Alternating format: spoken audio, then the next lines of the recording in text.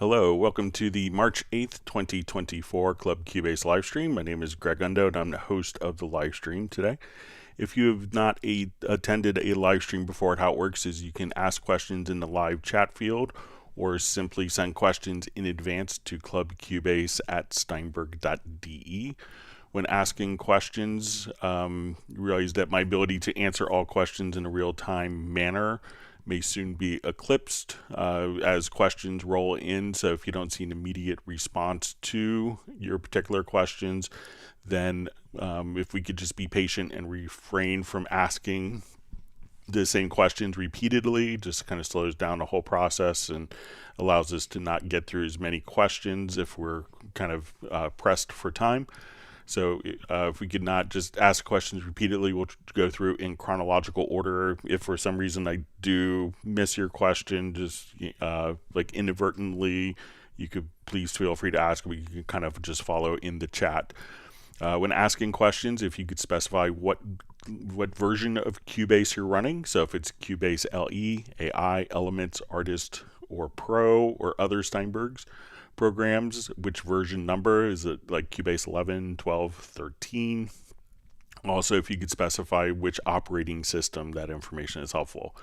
Several hours after the live stream ends, we should have an index of all topics that were discussed in this particular live stream pinned to the top of the comments field with timestamps, so you could quickly navigate to that particular portion of the video. And so we should have that several hours after. If you wanted to search for topics that have been covered in previous live streams, you could go to cubaseindex.com. We want to thank Jan from Stockholm for creating that website. There's, I think, 31,600 questions you could search for, and you could just kind of search in that particular site and it'll navigate directly to that portion in the YouTube video. Also, I do have a PDF file of all of the topics, and if someone wants a copy of that, I'm happy to share that as well. We also want to give special thanks to Agent K and Jazz Dude, who serve as moderators. They just wanted to make it a better community experience for everyone that attends.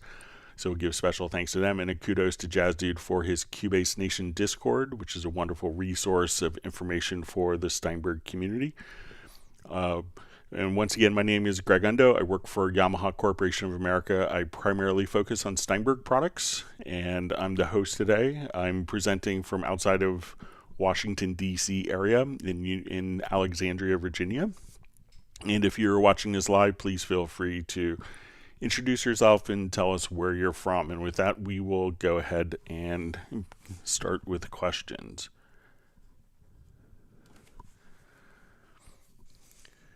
Okay, Roger Cabo asks, hi Greg, how can I create custom chords on a single key of my master keyboard and preset other different chords to other keys?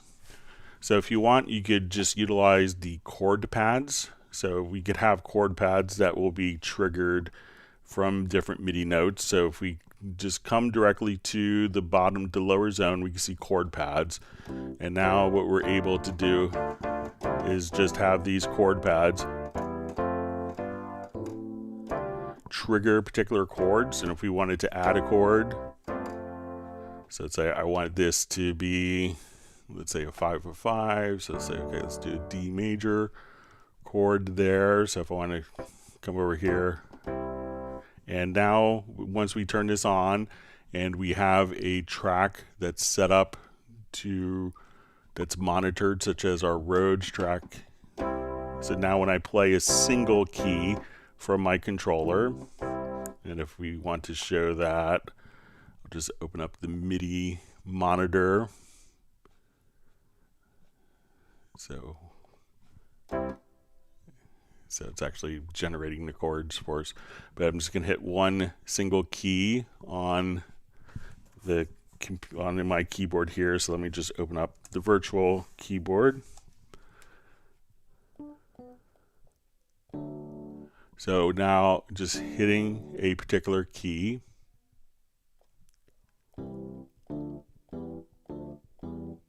From my MIDI controller will trigger these particular chords. And if you wanted to define the chords, there's lots of great options for that. So one is you could see the chord editor on the left hand side. So if you want it to be D, major, minor, diminished, suspended, second, suspended fourth, different tensions like a seventh or a ninth, and different inversions. So if you want to change it to root note,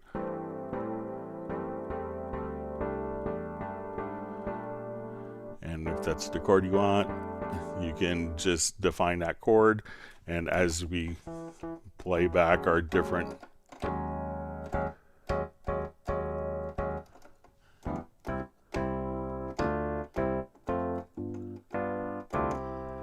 so this way it's not necessarily set up on my controller, but it's taking one note from the controller. Once the chord pads are turned on, then that one note can trigger chords that have been defined right there, so that we could have that in your project. All right, wonderful to see Best Korean Jesus on from San Diego area, if memory serves me correctly. And we have Home Studio World checking in from Jordan. Okay, Carlo R390 asks, hi Greg, is there any way to put more different instrument sounds on a single instrument track? So generally, it could depend upon the instrument itself. So right now I have this in a instance of Hallian Sonic, so when I play. But if I wanted to layer different sounds, so I'm going to come over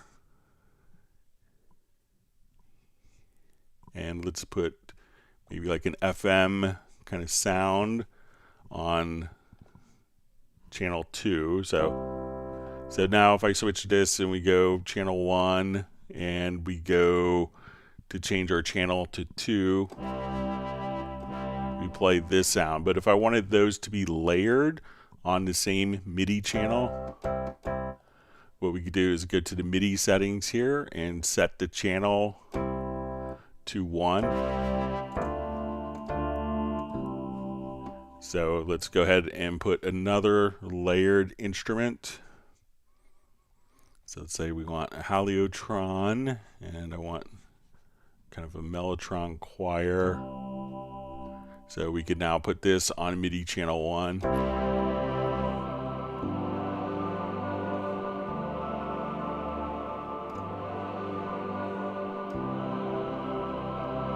So if you're using a multi-timbral instrument, you could do that.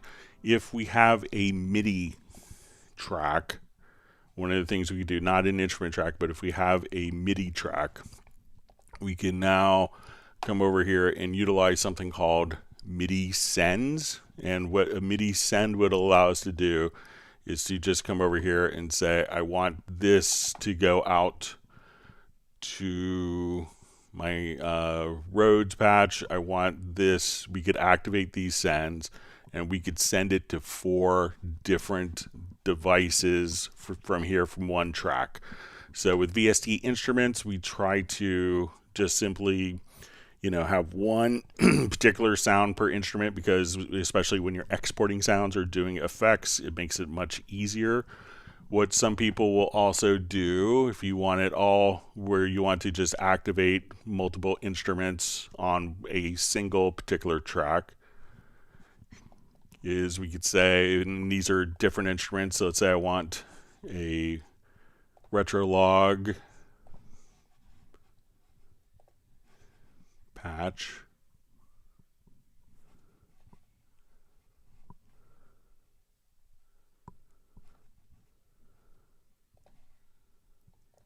All right, so I want that sound and I want that layered with, let's say, another instrument such as Pad Shop.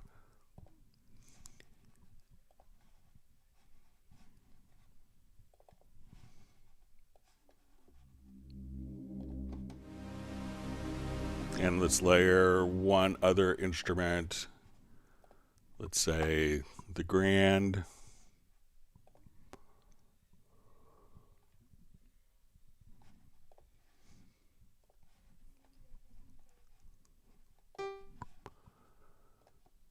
So now we could have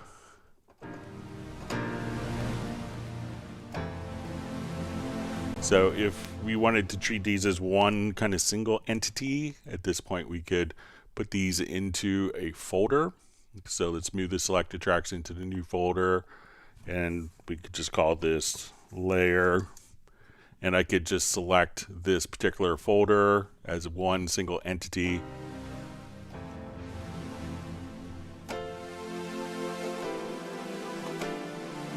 And all three voices are layered, and we can still go into our mix console and have independent effects as well as volume support there. So a couple different ways of approaching it. So you could do it with MIDI tracks. You could send to multiple destinations, not instrument tracks. They would be together, but you could take multiple instrument tracks and put it into a folder where you just armed a folder, and that would all be layered together. And you could also, at that point, depending on the instrument, if it's multi-timbral, have like such as Halley and Sonic, have 16 instruments layered on one particular track, just like that.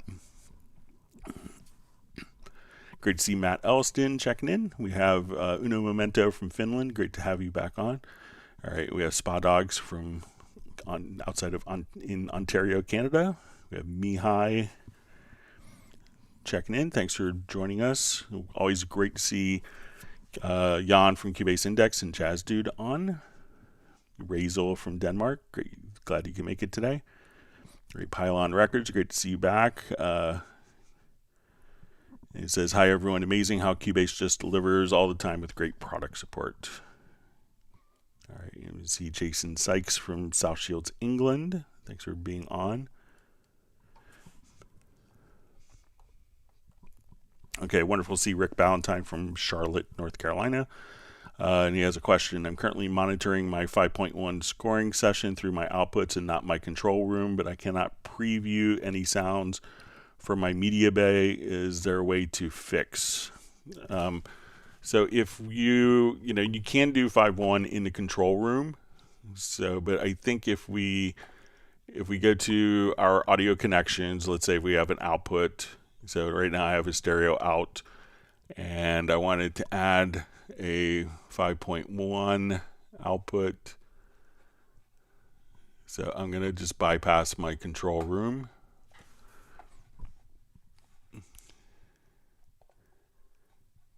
And so I will go to my outputs here, and let's say I want this to be mix left and mix right. Okay, so when we go to preview sounds,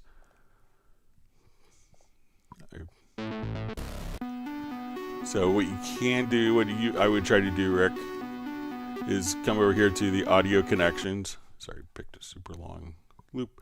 Go to audio connections, and I think if we right click, you could say set as main bus. So try setting it as main bus there. But again, what I would do and what I do for my 5.1 setup, just clear my throat, is I just activate in the control room here. Oh, maybe I didn't take the control room off. But just come over here and add a monitor.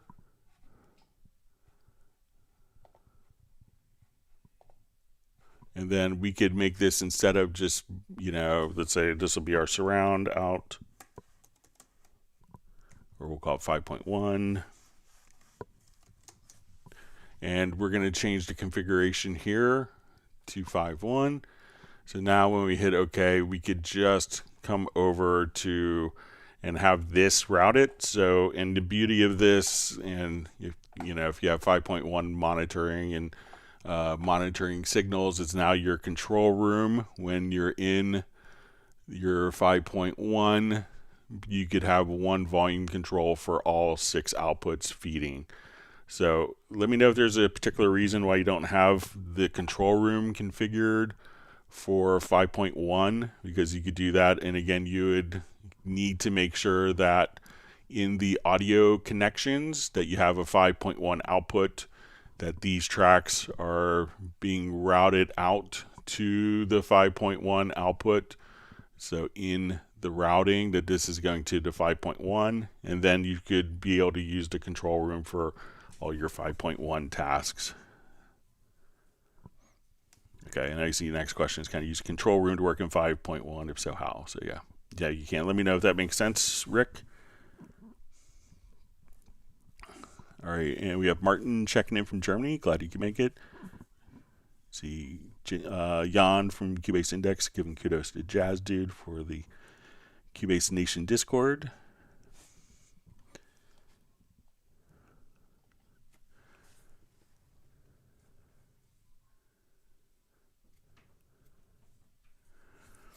All right, Dallas LaRue asks, in previous versions, you could only paste MIDI events over MIDI events. Now you can paste audio events over audio events. How does that work? Thanks, Greg. Okay, so let's take a look. Go back to this project here. Okay, so let's say I want to take this audio event and I'm going to copy. So we'll just come over here, copy or Command C. And then I'm going to select this particular track, and then I'm going to move the cursor right there, and we could always just Command V. So when we see these lines where they're kind of going diagonally like this means that there's layered events underneath. So if we wanted to kind of listen to part of the other layer, and we wanted like the first, the bottom, top, we could go to the center portion of the segment or event, and then you could just pick and choose which version that you're actually listening to right there. But it's kind of the same. It doesn't necessarily merge the events, which you could do with MIDI. One of these will be playing at a time. So, and if you wanted those to both sound at a time, at that point you would just put it to a different track. So, but it's not necessarily merging those two, but you know, each audio track can have one audio file playing at a time. So, you know, it used to be more of an issue for polyphony for your audio tracks when you had like 2 or 4 tracks. People were always very careful at that time to make, and you could hear it in the compositions. But all you had to do again is, you know, copy.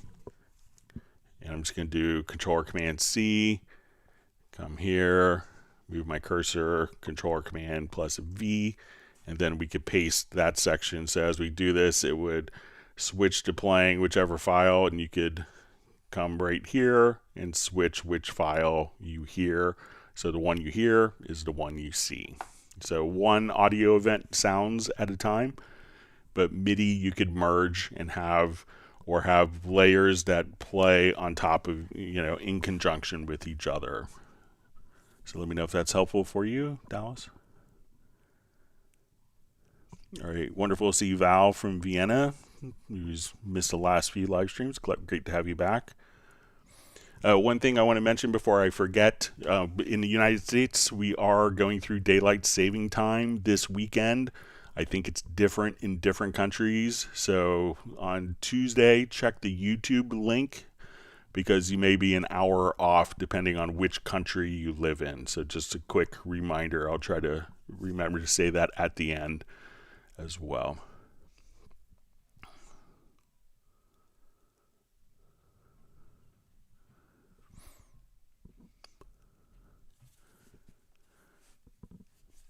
All right, so we see from Val who asks, how can I recreate spectral compression like Soothe or similar? I tried dynamic EQs and frequency, but having the curves react to the sound wasn't possible. Is there an automation workaround? You know, so I think I don't have a license of Soothe, but I think, you know, the process of what it's doing is dynamic compression, and it may be applying more compression as it's seeing more of those particular signals. So, you know, we're not going to see frequency automatically kind of adapt to the music and change based on the musical context. But I think that the process that is employed with frequency, and if you're not familiar with frequency and a dynamic EQ,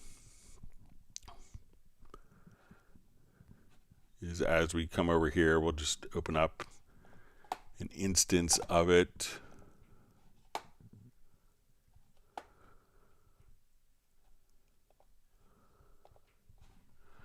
that we could enable the dynamic portion. So if we wanted to switch to kind of see the full channel view here, we could have the EQ band as well as your dynamics for that particular EQ band. So as we come over here, we get to apply dynamics to it. So I don't think it's automatically adapting, which is what I think Soothe does.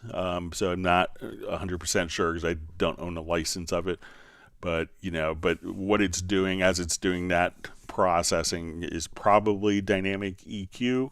So it may not be totally like the same concept, but it's kind of using the same tool to achieve the result. All right, wonderful to see Robbie Bowling from Dallas, Texas. Glad you can make it. Always great to have Lawrence from Barn Door Recording, Lawrence Koch from Rhode Island. Glad you can make it. See Uno Momento's distributing virtual beer. It's always popular. All right, we see Soren from Sweden. Thanks for joining us. And we have Diamond District Studios tuning in from Cape Town. Glad you could make it. All right, and we see John Barry from south coast of England. English Mediterranean, I think he's called it.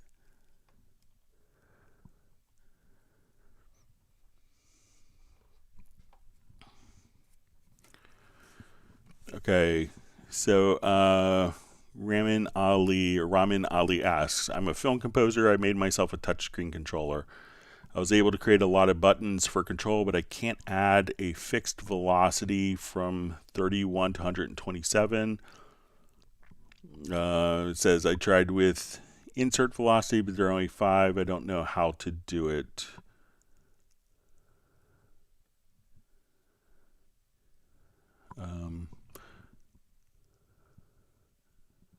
So let me know if you need to. So let's take a look.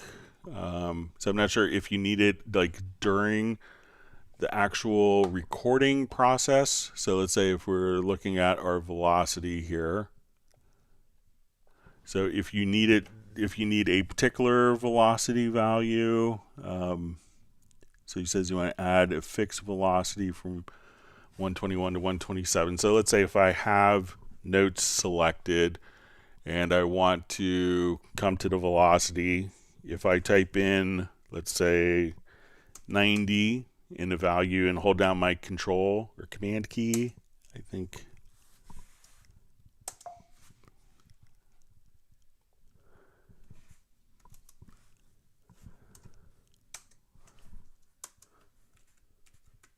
Let's see if I get my.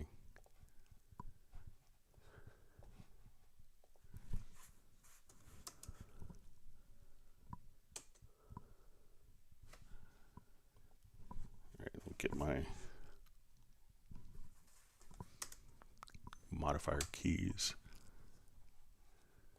Oh, I'm doing to off velocity, sorry. All right, so let's say I type in a value of 40. I think it's control or command. No.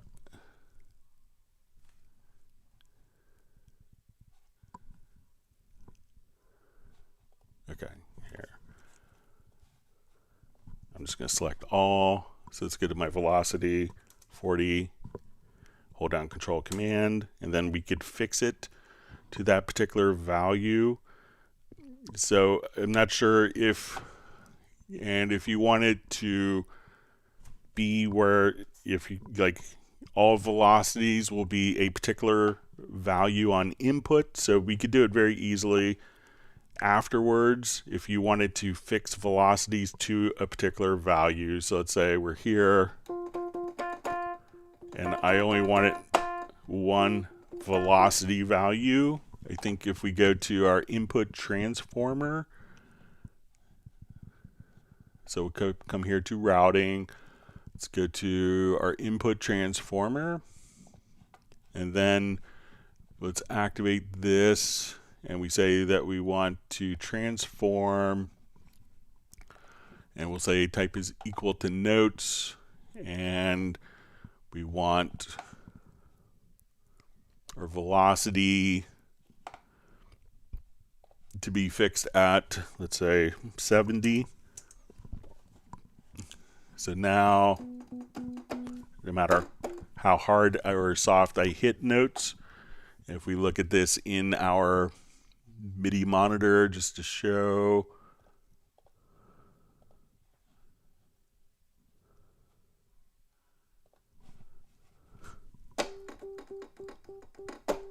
so our velocity is always going to be fixed. So we're only seeing like our note on velocity is always going to be fixed to 70. So if you wanted to set the velocity input for particular values on input, so if I want this to be 80, let's say, no matter how hard or soft I hit it, I want it to be 127. Or if I wanted this turned off, or now whatever velocity I hit will be this fixed. So here you can set any number of values and recall that as a preset in the input transformer. So, you know, if you need to do it on the way in, we could do it with the input transformer. And I think that this might even apply if we do step entry. So let's say I put it to a value of 70. I have my input transformer.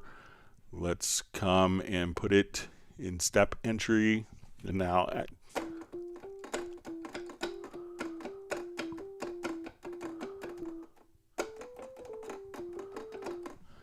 and we look at the velocity, that these should all be a fixed velocity right there. So see if, you know, let me know if you need it to do it after the fact. And if you need it to, you could do it in the editor, but you could also, let's say I have mixed velocities here on this particular event. We could also go to the MIDI logical editor, and we'll go to our setup. So we'll say we want to transform, and we can choose MIDI notes, and what we want to do is set their velocity. I'll just remove that. Set their velocity to a fixed value.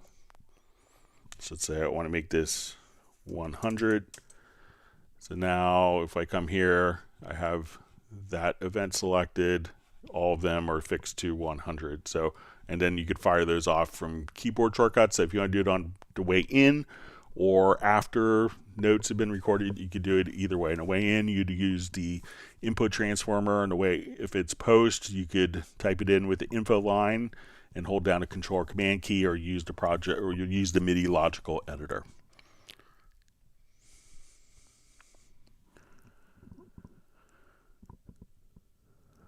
Okay, Pylon Records asks, hi Greg, I have a multi-sampled my analog synth and want to import the files to play them as a patch. How does this work in Cubase? So I'm not sure if you want to trigger multiple sampled instruments or if you have sampled it. So let's come over. Let's see if I still have. So let's say I have this layer here.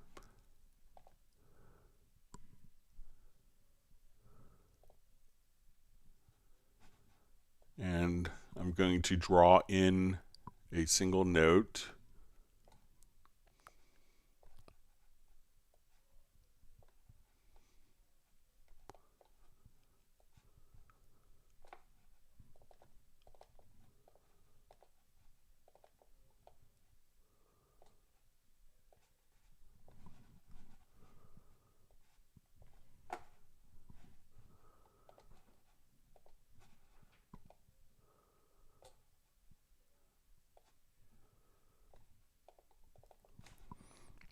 Okay, so I'm going to come here and just draw in a note.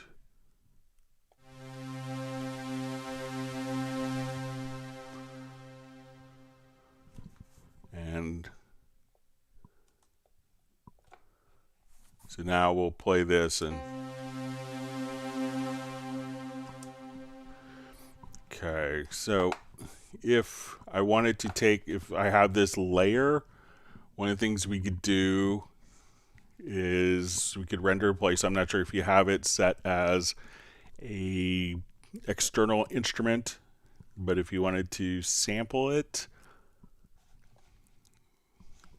we can do like a quick render in place. So I have that, and now I could take this particular note to the sampler track.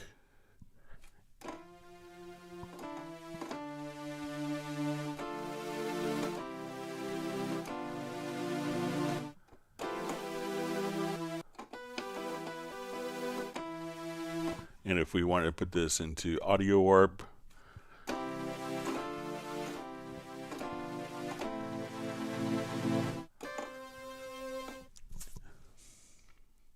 so you want to import the files, play them as a patch. How does that work? So now, you know, this, we could save that as a sampler track.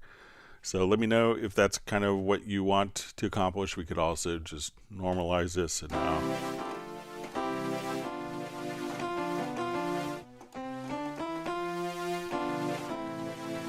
So I just took those different instruments and recorded them down as a single note, dropped that note directly into the sampler track, and now I can play it as a sample. So let me know if that's helpful, what you want to do, Pylon Records. All right, so we see Chaser on. Great to see you back. He says huge question, so I guess it'll be coming in the future here. All right, and we have John McDonough Music checking in from Hamburg, New Jersey. Thanks for joining us.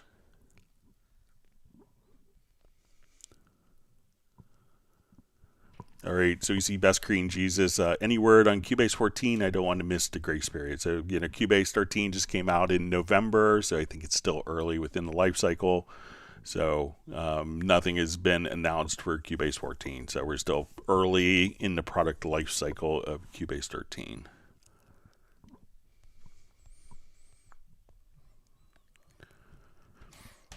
All right, Soren asks, Greg, my Hallian Sonic 7 works fine for a few moments, but then after editing some MIDI, it can quit sounding completely. Very strange. Do you know about known issues or upcoming patch for Hallian Sonic 7? So I haven't come across that, and I use it a lot within my particular, you know, projects and the live streams, you know, often.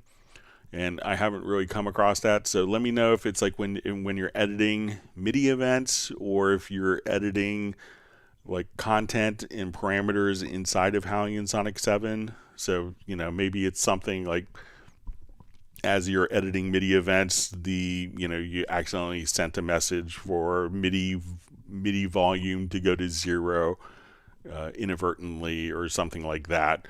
If you have a file, like if you're working with it and you have a part that's not working, you can save it as a project and share it with me. And you can do that at clubcubase@steinberg.de, and I'd be happy to take a look at it to make sure it's not any MIDI information within a file. But I haven't really had Hallian Sonic 7 act up on me, you know, where it's stopped playing after editing. But if you want to share the file, that'd be great.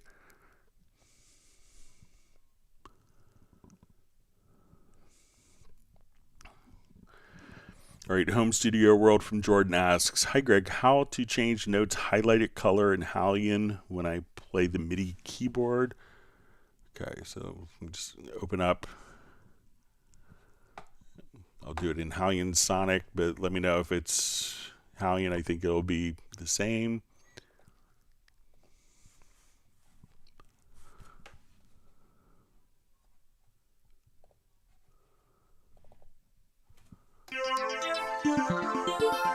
So we can see that they're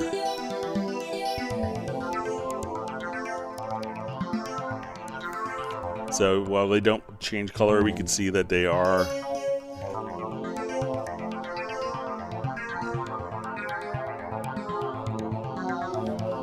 pressed down. If we are in an actual project, so let me just come over here and, you know, while we're in an editor, we could see kind of the played notes. colorized there, but I don't think that it really, that the colors change, and I don't think that there's a particular setting for that. So we open up the instrument. We can see that the keys are pressed down visually, but I don't think that there's any parameter adjustments for the keyboard to have those change colors. So, but let me know if I'm misunderstanding your question. All right, great to see Neil Conway back on. It says long time no see. Wonderful to have you back. All right, so we see Rick Ballantyne just says, thank you, Greg. Yes, I wanted to run through control room. I appreciate that. I couldn't figure that out. So if you have problems, just reach out to me and I could do a quick online screen share thing with you if you need to. All right, Diamond District Studios question: is it possible to have a preference setting that couples all .bak, the backup files, into a folder? Would help organize project folders. So currently not. I know it's a long-standing feature request. It seems like something that's pretty simple, but it hasn't been implemented yet. But I will make sure to reiterate the request. I know it's kind of a long-standing feature request from brand new users and seasoned professionals.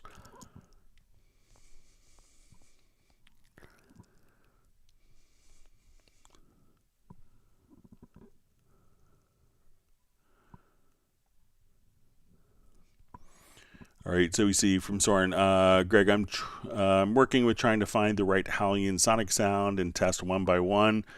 The filter setting does not hold. It always resets, and you can't back out to where you were when going through. So, depending on the instrument, so let's say, if we're here, and I go to load up another patch, this patch would,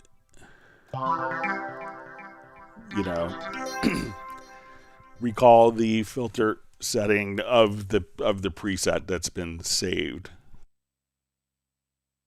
So, I think that's fair that, if you're changing presets,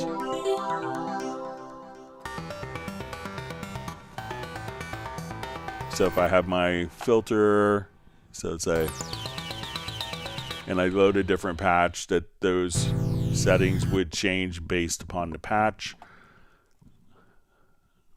To seeing if there's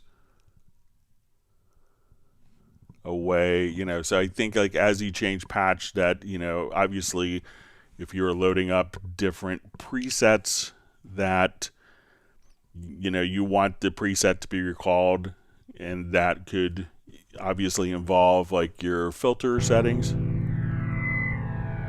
So that, as we go through different patches, that, you load it back up, it's not going to keep the filter where it was. I guess you could utilize, quick controls. So let's say if we came here for this and we went to quick controls and we said learn. So let's say we do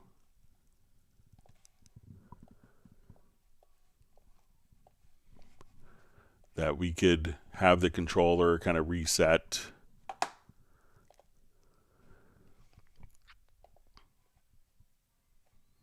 So let's say we want this to be quick control 1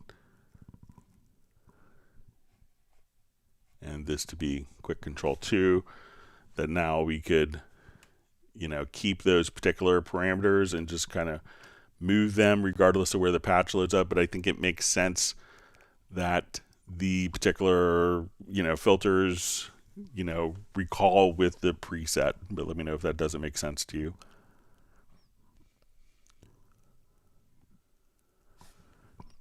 All right, great to see Fred Robinson from Norwich in UK. Let me know if I pronounce that better, more accurately.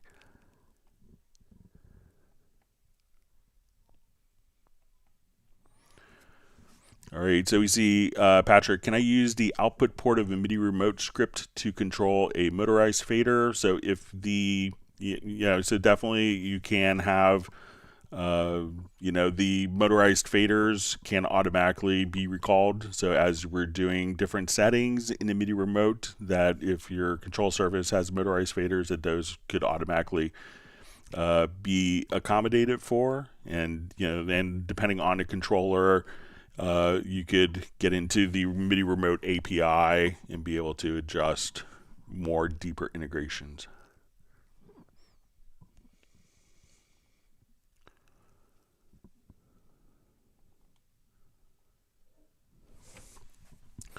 All right, so we see from Patrick, how can I copy send effect destinations from within the project window? Okay, so let me just set up a quick project and we'll see if we can.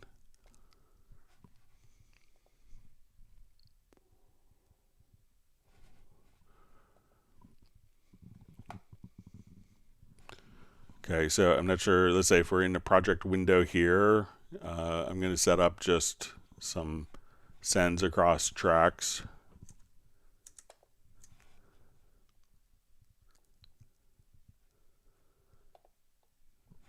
I'll leave a couple out here just.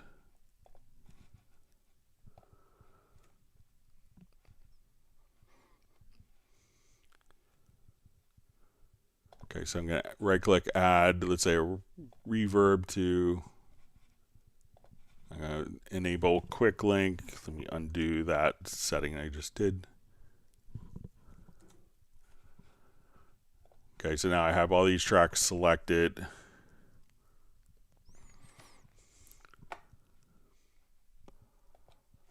And we're going to add that reverb across. And I thought it would. We just.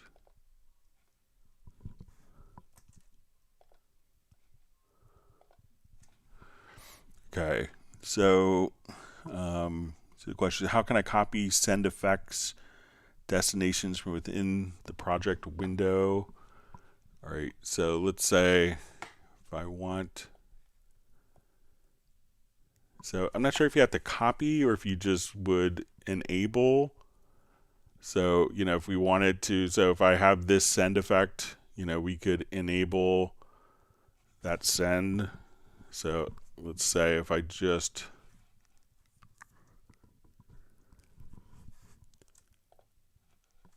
So I'm going to just add an effects channel track.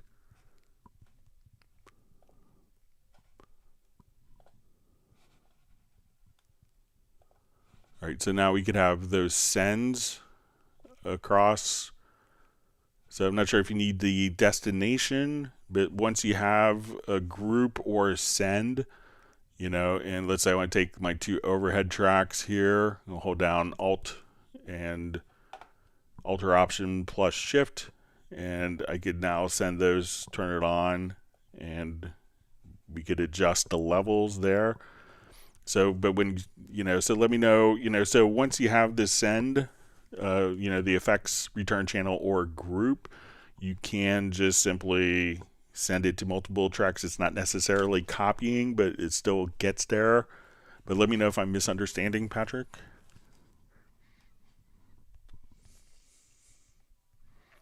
See, Val's just saying, thanks for a tip of daylight savings time. Yeah, I know it's usually like about 3 weeks apart from US to Europe and different countries. So just, I'll try to remember to mention it. You see Fred Robinson's just saying, it's the end of March. Yeah, I remember traveling to Europe once, and I flew over, and it was daylight saving time in England on my layover, like as I flew overnight.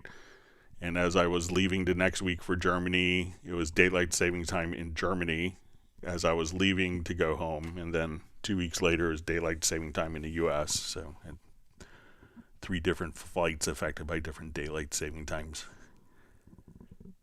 Or daylight saving time.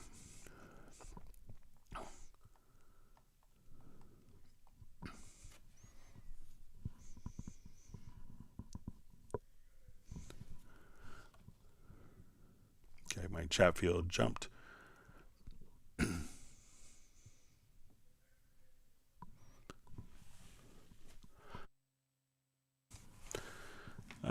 So we see from Patrick, is there a way to rescan MIDI devices? If I turn on my MIDI keyboard, I have to reopen Cubase for it to show up. So generally, Cubase will automatically utilize any MIDI device that's seen by the operating system since Cubase 8.5. So it used to be in Cubase 8 and earlier. You'd have to restart Cubase if the MIDI device isn't being seen by Cubase, and that would probably indicate that it's not being seen by the operating system. So Cubase does do that. So if you hot swap MIDI devices, you could do that. But if your keyboard isn't recognized that way, then Cubase isn't going to see it if the operating system isn't. But Cubase does automatically hot swap MIDI devices. All right, Patrick also asked, hi Greg, did you receive my email concerning long loading times of MediaBay presets? So I did some research on this. So one of the things that it looks like, what I've seen a number of people had found was when they're in their MediaBay, not their pool window, sorry about that. There's two things that would kind of routinely kind of cause the issue, like what you sent the video. Thank you for sending the video. One was when you go to this computer that they probably had an external hard drive that was hanging, maybe one that wasn't being used for Cubase, and that was set up to be indexed like a USB drive. So make sure that when you go to your desktop, that if you have a drive that's not really being utilized for Cubase, that it's unchecked. And another thing that was causing long load times is if those hard drives also had kind of virus scanning on those particular locations for presets, that the virus scanning software could delay the indexing and the presets loading up. So check when you go into MediaBay into this computer if you have other drives that aren't being utilized for Cubase that could be taking power. Make sure that those are unchecked and different folders are unchecked, and check to see if you have virus scanning software on those drives, and that could be affecting the load times.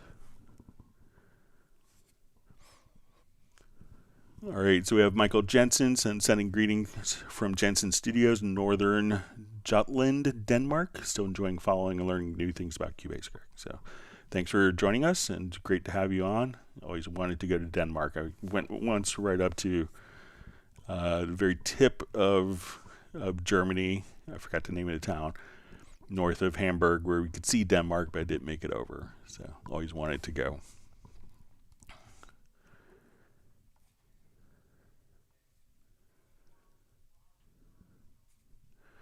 All right, so we have just a question. I'm a Cubase newbie. Is there a way to zoom in and out with just the trackpad mouse? So if you want, you could just grab the cursor right here. If you move the cursor into the timeline and move it straight up and down.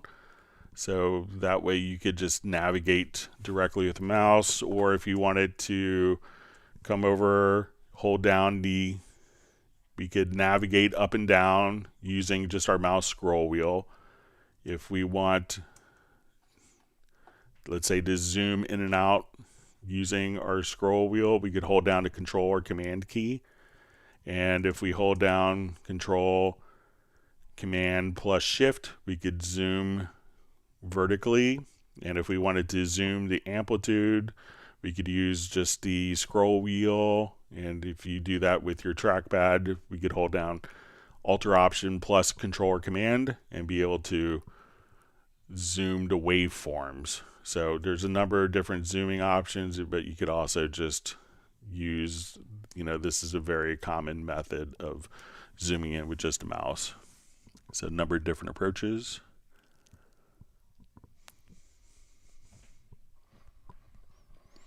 All right, so we see Master Lee says big hello from Inbridge, UK. Extra happy today as you got Cubase 13 update today. Congratulations, and we hope to see you on many more live streams.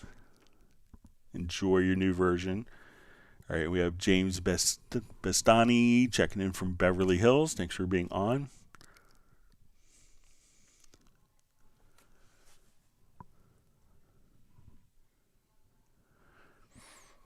All right, Chaser asks, hi Greg, huge question. Is there a way in the MediaBay to, I guess, make it bigger? I mean, to zoom in only on the MediaBay. I have a big screen and I don't want to make my whole screen big. So the MediaBay is going to be kind of, there isn't necessarily like a zoom capability. So I'm not sure if you're, running different scaling options, but kind of get the breadth of the capabilities, so there isn't like kind of a shrink or make larger. But maybe if, depending on if you're on a Windows platform, if we go to the preferences, and you might be, and you can do this in the Mac level at the system, but if you come over here to general, you could set the on Windows you'll see options for high DPI or not, but there's also application scaling, so you might be able to adjust the application scaling, but there isn't a way to kind of shrink or make this larger, because often we're dealing with tens of thousands of files, so to be able to kind of get the overview of your media, you can do it like that.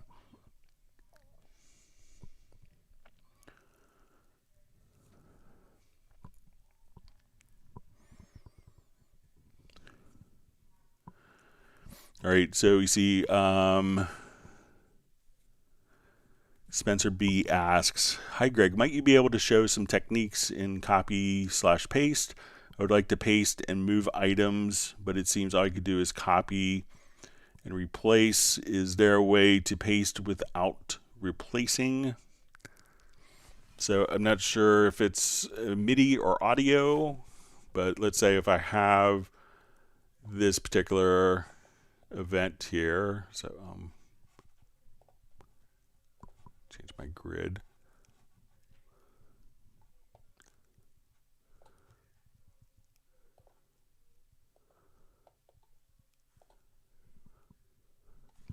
So I'm not sure if like you want to, so let's say if we copy this, okay, I like to paste and move the items, but it seems all you could do is copy, replace. Okay, so let's say if I come and let's see if we switch this to events and I paste. So I'm going to copy this.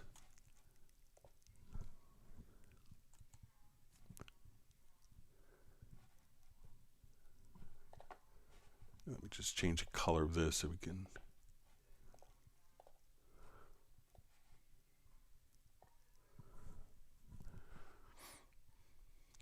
So I'm not sure if you want to automatically like move events over to the right as you paste. So I would like to paste and move items, but it seems like you do is copy and replace. Is there a way to paste without replacing? So, if it's MIDI data, so once again with audio, we could have kind of one event playing at a time. If it's MIDI and we wanted to kind of merge the data, we can come over, so let me just add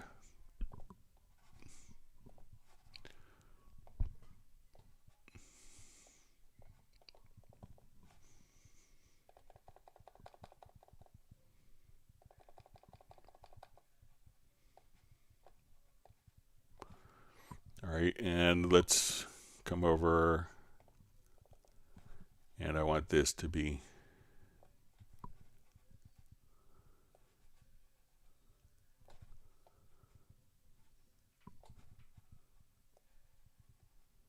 like a big happy face will do, MIDI art. So, and with MIDI data, if I copy and then paste, these two can play at the same time. Now, one of the things that could also affect this is if you have settings for delete overlaps. So if you go to preferences, to editing, and delete overlaps, if that is turned on, that as I move an event and I put it there, that the underlying events are automatically erased. So that instead of having overlapping events, that would delete the overlaps. So once again, if I do this, I'll make it just a little larger so it's more obvious to see. And I move this event over, instead of that overlapping, that deletes the overlaps. So maybe it's the preferences delete overlaps is enabled there. So let me know if that makes sense or if I'm totally down the wrong path.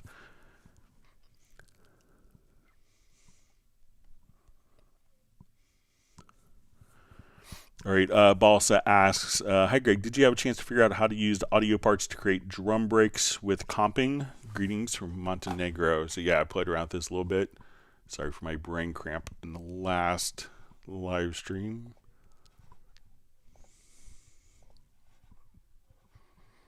All right, so let's say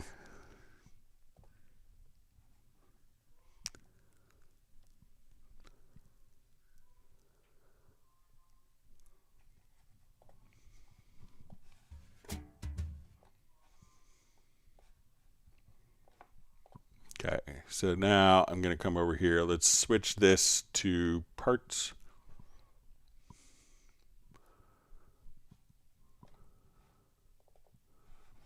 All right, so now if I want to drag in other events,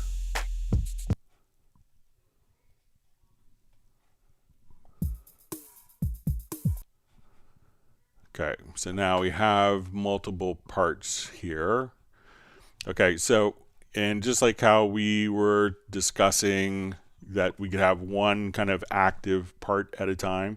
So if I want it to come and I think if we just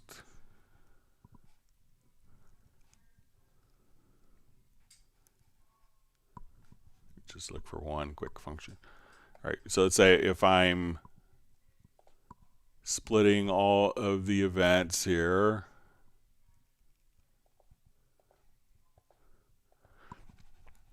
All right, so how to get it like active isn't necessarily muting, but if I wanted this part to play, so let's say I want this particular part to play the beginning, I want a little bit of that here, and instead of this, I want to go right here. What we do is just go to edit, and then you'll see like a move to front, and now that becomes the active part. And I could say, let's move this section right here. So go edit, and you could set up keyboard shortcuts. We could say move to front, and we could say, let's move this to back. And we could just, again, come over, say, okay, I want to take that particular event, edit, move to front. And now we can play back our drum break, which will probably sound really lovely.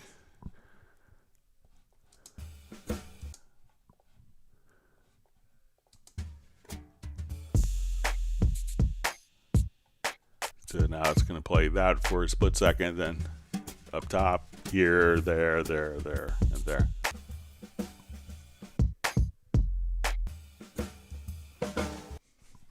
And if you wanted to, I think you could still kind of come in here and slide within the particular events if needed as well. So, but let me know if that makes sense. So to kind of pick which is going to play, you could just simply kind of cut, select a particular region, and then you'll see the move to front, move to back,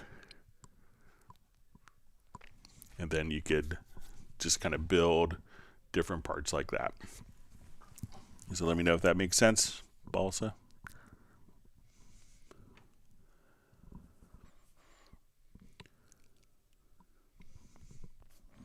All right, so you see Roger just says, Cubase 13 Pro, how can I create the custom chords on a single key of my master keyboard and preset more different chords to different keys? So we covered that a little bit earlier, and again, it's just going to be using the chord pads will allow you to do this. So, and these will be triggered. So I'll just quickly load up an instrument track.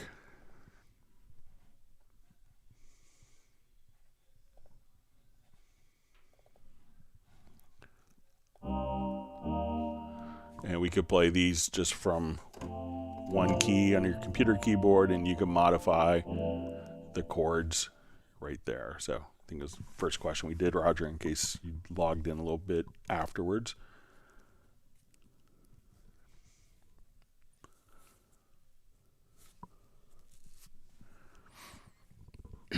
So Phil Baxley asks, hi Greg, my workflow includes throwing in samples directly from Windows File Explorer to track. Is that a usable way, or is it only recommended to run File Explorer from MediaBay?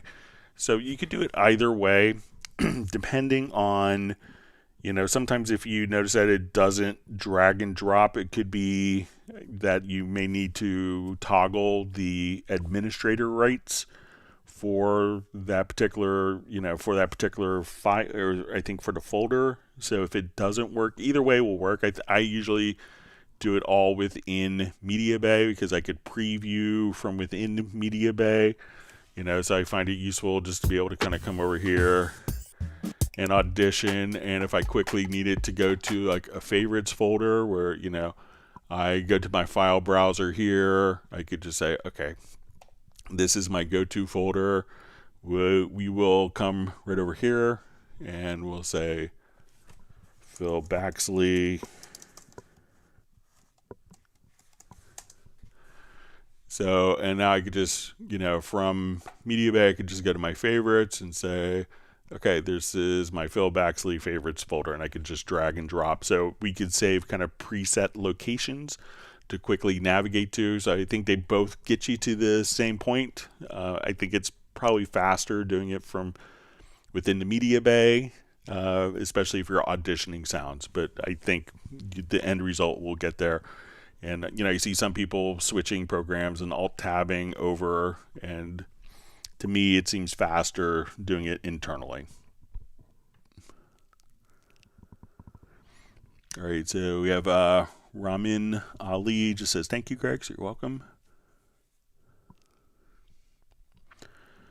Okay, so PK asks, how do you set the MIDI velocity parameter as a range? For instance, minimum velocity is 80 and max velocity is 125. All right, so let me just change preset here.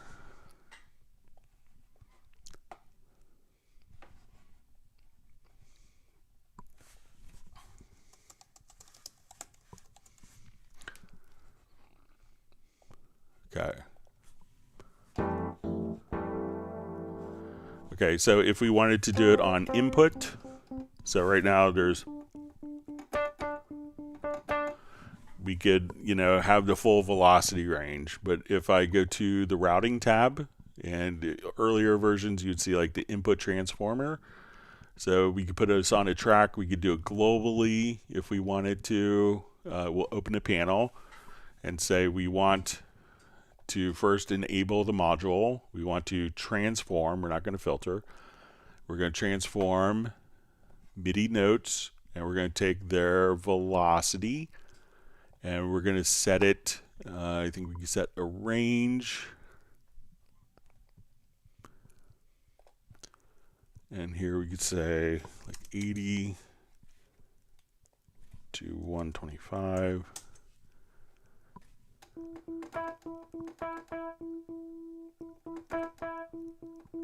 So now as I record in, I can't play lower or higher. If we wanted to do this as a MIDI logical editor preset,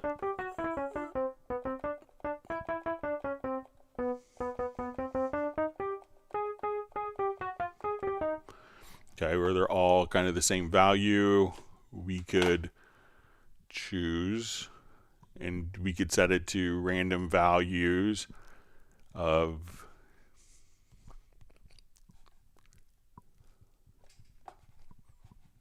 so let's say we wanted to set our velocity, and we could say set random values between 80 and 125. So now everything could be between 80 and 125.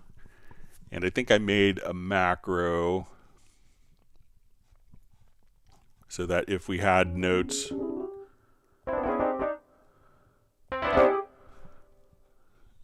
this on a previous live stream, but let me see if I can find this macro real quick. Where he made kind of two different conditions. Let's see if I can find this.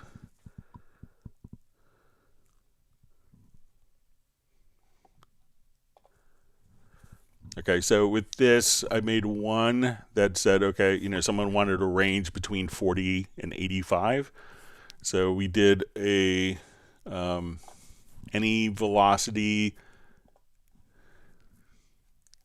I'll just type this in.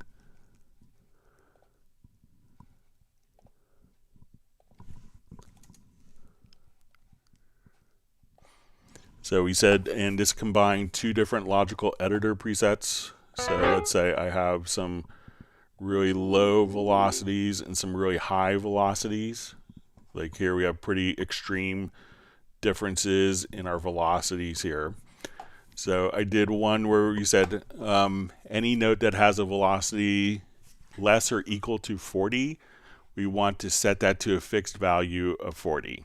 And we also chose any velocity that has a value above 85, and I'll just do some in the middle here.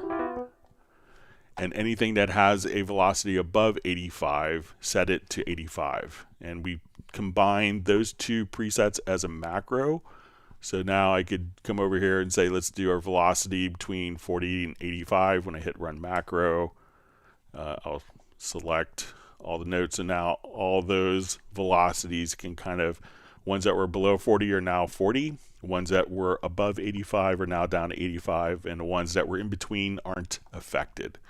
So there's a number of different ways if you want to do it on input, or if you want to do it kind of post recording, we could do that with the logical editor or creative macros as well.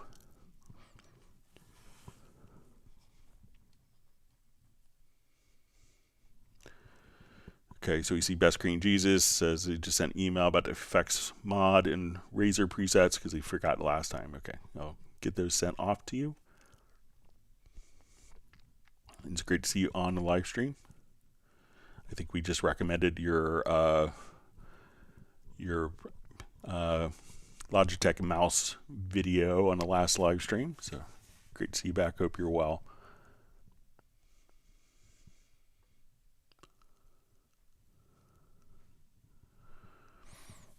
All right, Alessandro Braz asks, when I render a MIDI clip with render with settings options, it takes a long time to render a 5-minute MIDI clip. Is this because it renders online or something else?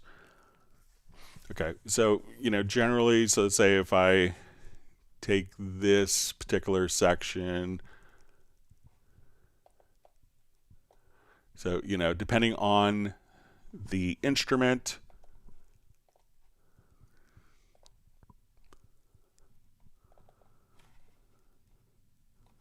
so I'm just going to take this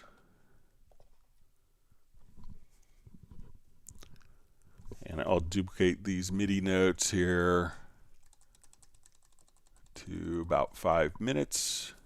So a little longer than 5 minutes.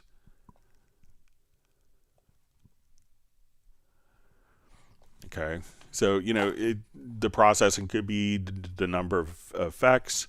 So let's just take a look at, this is a 5-minute clip, what it does just for this one particular event. I'll just get to my render settings. So everything looks, I won't use name.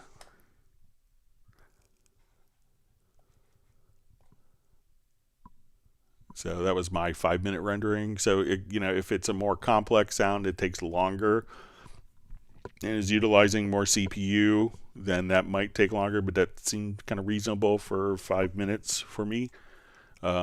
Also, at times, if you notice that it's slower, if you raise the buffer, that might also make the export faster.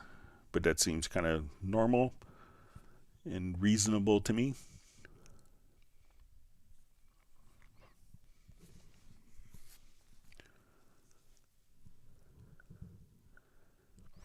All right, Alessandro asks, how can you nudge audio by a pre-selected amount and how to define the nudge amount?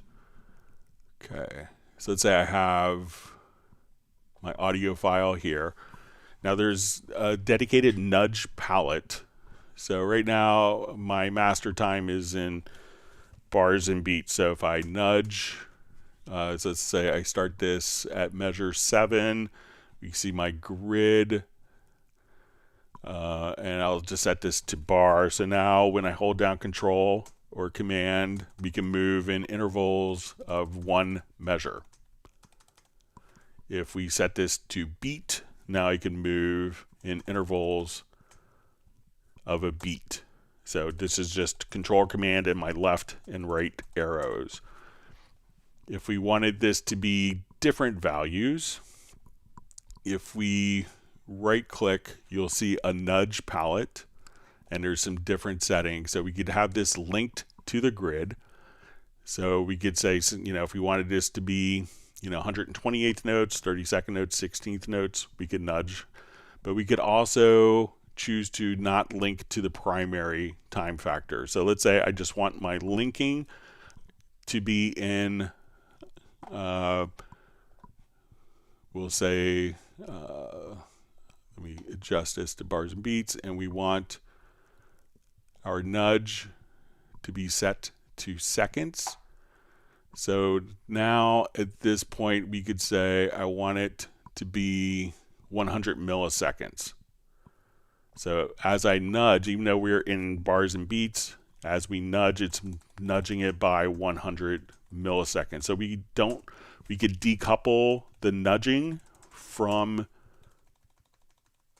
the main grid display. So a lot of times people may want to nudge something by 10 milliseconds, like if you're doing little vocal edits, you could come over here and just kind of nudge different parts and not have to kind of switch your primary to secondary time format. So just the nudge value, so it may be turned off by default. So right click, you could activate the nudge, and at this point we could link it to the primary time or have it linked to a different time format. So you can nudge at independent time valuations or time values as opposed to the primary grid that you're editing on. All right, so we see Jack Bourne says, hey Greg, hope you're having a nice start to March. I am, thank you. He says, I should get off YouTube and stop procrastinating making music. So I think if you're watching the Club Cubase live stream, that you're investing in your knowledge. You're empowering your Cubase with free knowledge. So, but it's always, give yourself a deadline and get something done.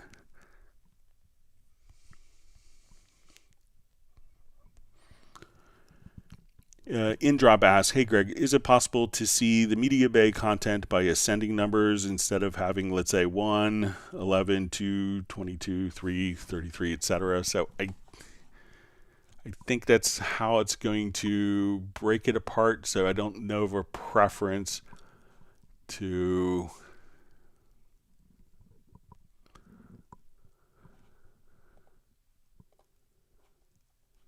So if we come over here to names, I don't know of a preference to toggle that behavior. I'll take a look just to make sure. I haven't looked for one in a while.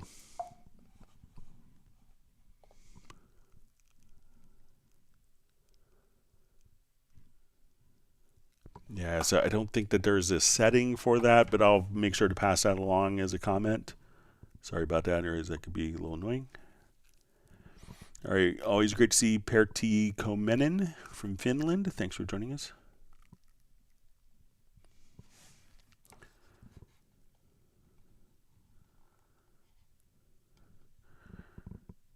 All right, so we see from Home Studio World, says as usual, perfect answers. Many thanks, Greg, except for Soren. My answer to Soren wasn't right, but he's going to send more information with more details. So I appreciate that, Soren. But thank you for the kind words, Home Studio World. All right, always wonderful to see John Costigan from Kenosha, Wisconsin.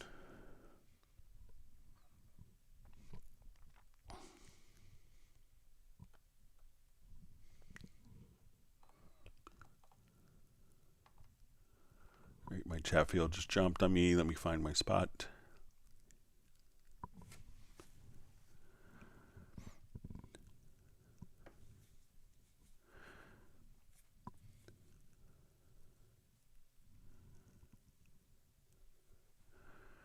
All right, so we see from Papa Wiz, blessing Greg, how can I move a single audio drum event? Let's say I'm recording an audio kick drum, and for 4 bars and 1 or 2 kicks, the timing is a bit off. How can I just move that particular audio kick? So this is a great area for working with free warp. So let me just open up project here, and I'll revert it.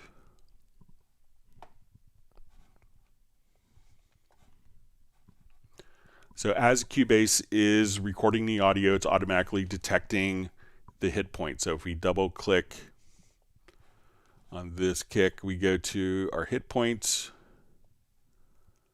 that we see that these hit points are calculated and we could adjust them as needed. Now, one of the things we could do is come over and from the Create tab, we could choose Create Warp Markers.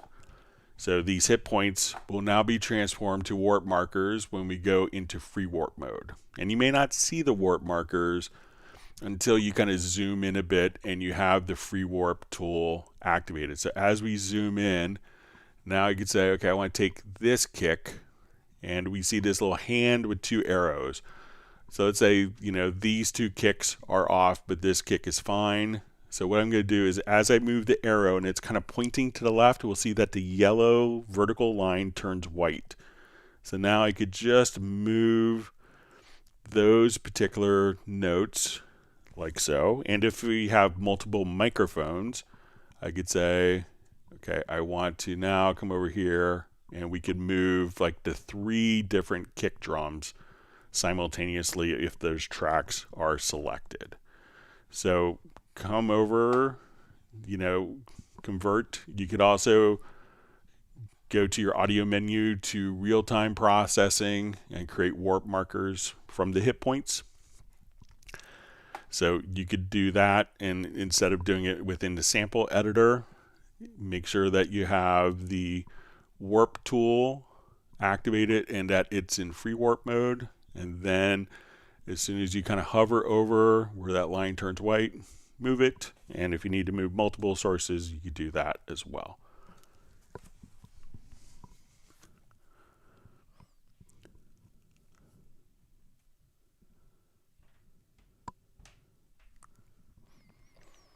All right, so wonderful to see Madge Deeper's back from a spring-like UK. We're having kind of great spring-esque weather here today, and I think it's going to rain tomorrow, which has kind of been our weather pattern in Washington, D.C. area and on the East Coast for a lot of people, with great Fridays and Thursdays and then raining on Saturday and Sunday a lot.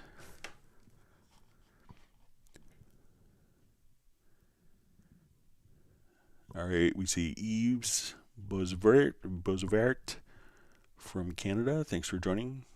Always wonderful to see Gerald Ely from Martinez, California.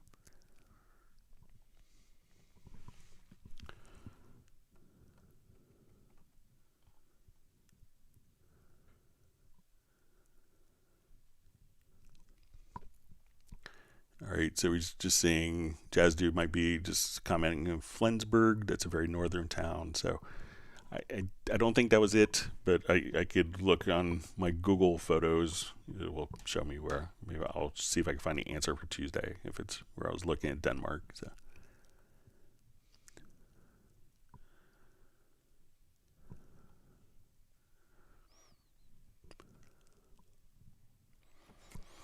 All right, Mark Chiambo, great to see you back. His question is, hi, in both Cubase 12 and 13, I have an issue with the info bar at the top. In some projects, I cannot get the audio inputs, outputs, control room, record format displayed, and cannot get the options on right click. Okay, so I think if we come over here to kind of like our Windows setup, that we see this as the status bar. So it's independent of the info line. So again, I'm just going to come over here to the upper right hand corner. You'll see kind of the setup window. So the info line, now when we select a particular event, we could see the parameters in the info line, but what you're kind of describing is the status line. So make sure that the status line is also enabled right there. And it could be that if nothing is selected, so even with no event selected, it's there, but just check to make sure, because it's not the info line, it's kind of a separate control, like visual reference of the status line. So check that out and see if it comes back for you.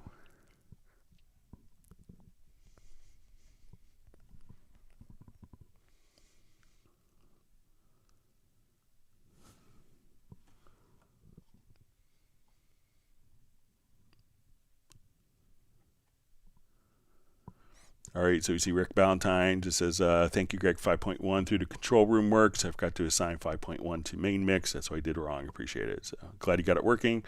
Yeah, so the control room is just so great for 5.1 monitoring. It's just like, oh, it's just such a great solution. So I'm glad you got it sorted out. Thanks for letting us know, Rick. It's always wonderful to have you on. And everyone check out Rick's work as a composer, just a wonderful composer.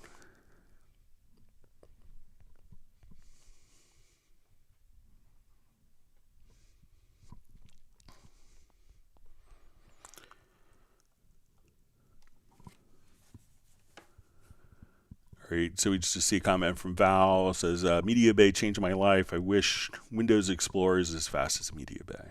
That's great. All right, Patrick asks, Greg, I'm having problems overwriting / re-recording MIDI CC modulation data using my control surfaces. So there is a little trick with this. So let's just add a MIDI track here.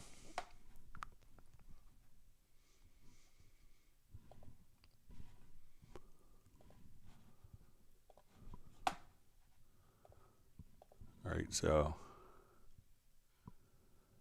just go ahead and record some modulation data on this track here.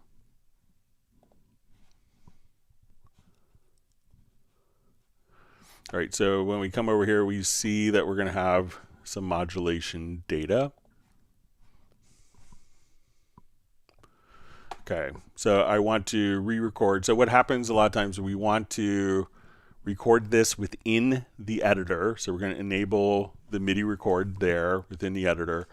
And I think that there's a preference that we want to set. Let's go to, I think it's under record MIDI. So we can say replace recording in editors. And we want to, this may default to none, and we want to say, we're going to say controller. So go to preferences to record MIDI, and now we could replace the controller. So as I come over here, I'll record. So we see my MIDI data there. I'm going to just record modulation and let go. And now we're right back without that preference enabled. What happens is those two events will get merged together. So if I come here and record, that merges it, whereas this will replace it. So you got to do the MIDI recording while the editor is open. I know that can be a little goofy, but you're probably looking at it anyway. But make sure that the preferences to MIDI to record, that you have the controller enabled, and that way it's kind of overwriting the MIDI CC data as opposed to interpolating what you're recording with the pre-existing information.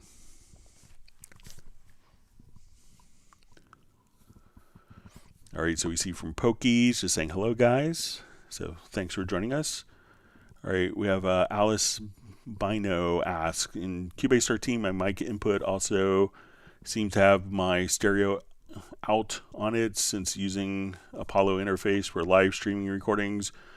In Cubase 12, this problem doesn't occur. Anyone else have any ideas? Okay. Okay, so it says my mic input seems to also have my stereo out in it. So it's really probably just the routing internally within the Apollo. So I know like on like my CRC interface here, if I go to my URC interface, you know, this has kind of like a dedicated streaming layer versus a mixing layer so that it could handle those types of tasks for doing live streaming. But, you know, check the routing. But if your input source is coming, you know, in and you're broadcasting like the playback from Cubase out to the live stream, you know, so it could be just a monitoring routing issue, I think. And I don't think that there would be any changes in Cubase 12 to Cubase 13. So if you have a project that was kind of routed correctly, I think that, you know, it would work the same. So, but usually that's probably going to be related to a routing internally within your audio interface. Great to see Neil Conway on.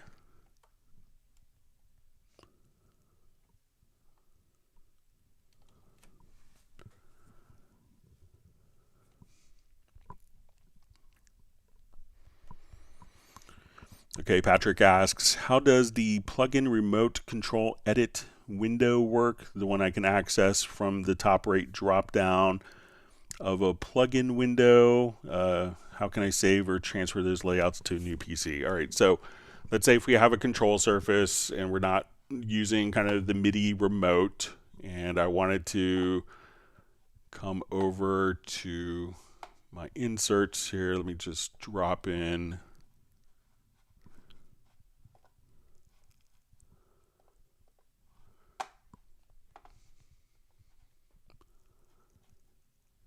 come over here to distortion. Okay.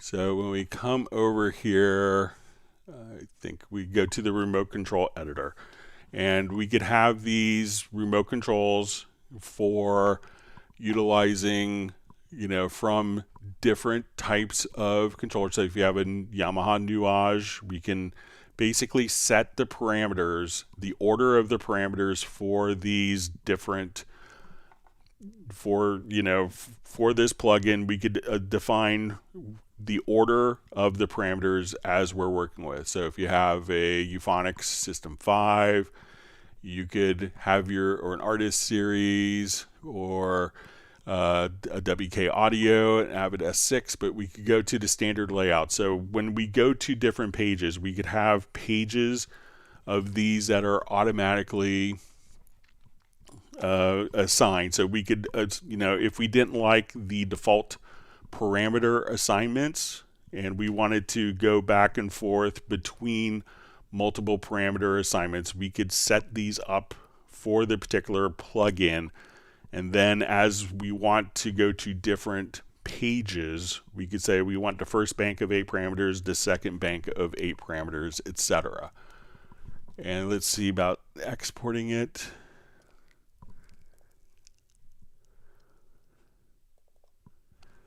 So I think it might just be stored within the project, but let me just...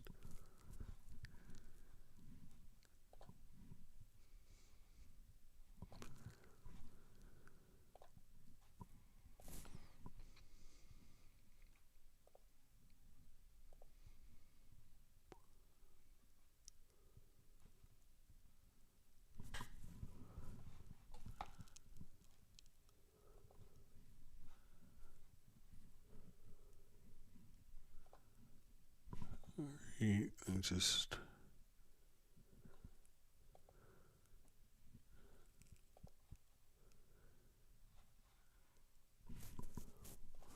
Let me just see if there's...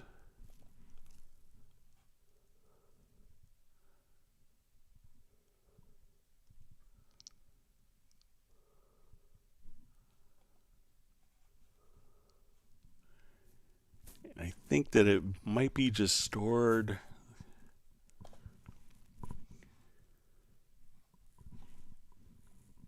Just see if I could find like where the label, where the parameters are stored.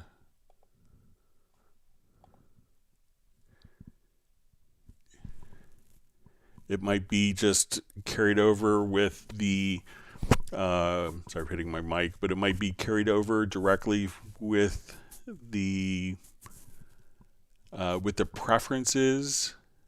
So I think it's going to be carried over in the preferences for a plugin. I could dig a little deeper on it. Patrick, if you want to email me for Tuesday's live stream. So thanks for your question.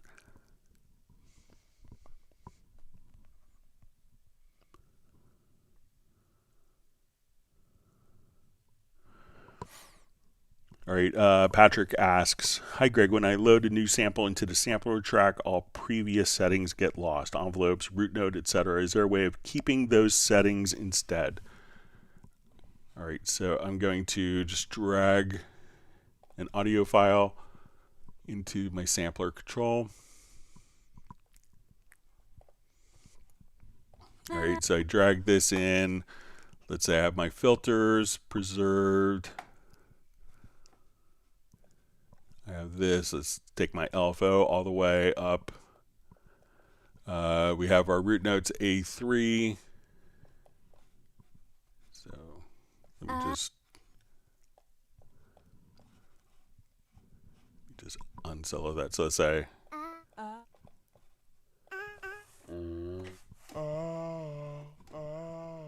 Okay, so I'm just going to turn on.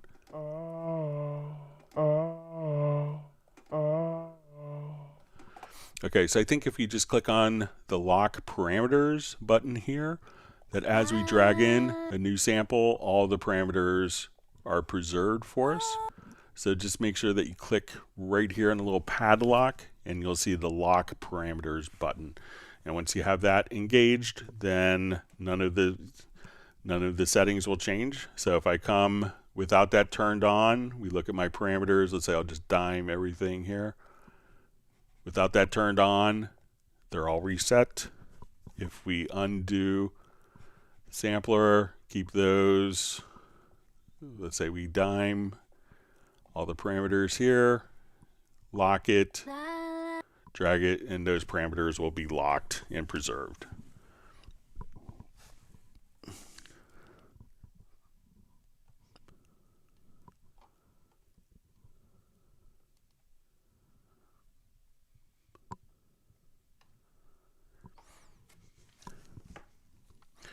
All right, John Lee says, question, is it possible to export/import your mixer configuration snapshots onto another session project? So generally, what a lot of people do who want to do that will save the mixer snapshots as part of their template. Being that, most projects may, if you wanted to be consistent, and that way every time that you start a project with that template, those configurations will automatically be preserved. A lot of settings sometimes may be kind of template or project specific, thinking with the logic being that, if you don't have the same tracks, having configurations where the tracks aren't aligned between different projects could be tricky. So, that way, instead of saving mixer settings and those mixer configurations, if tracks are not present or other tracks are present, how does that coalesce and how does that match up? To be tricky. So that way, if you wanted to do it, you could use a project as a template, as the starting point, as the basis for other projects.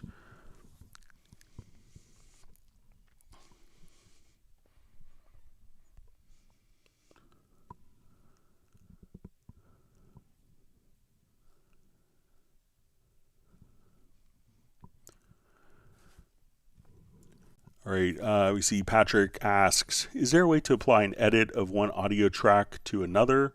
Something I could do by having all tracks in a folder and cutting that instead. I would like to match new loops to already edited loops.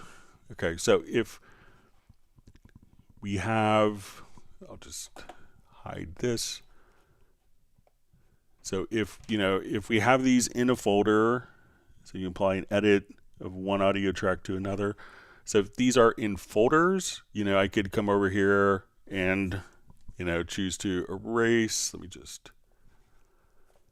and then at that point we could, apply. So I could globally make edits here in the folder. So let's say if we were in shuffle mode, I could swap those two.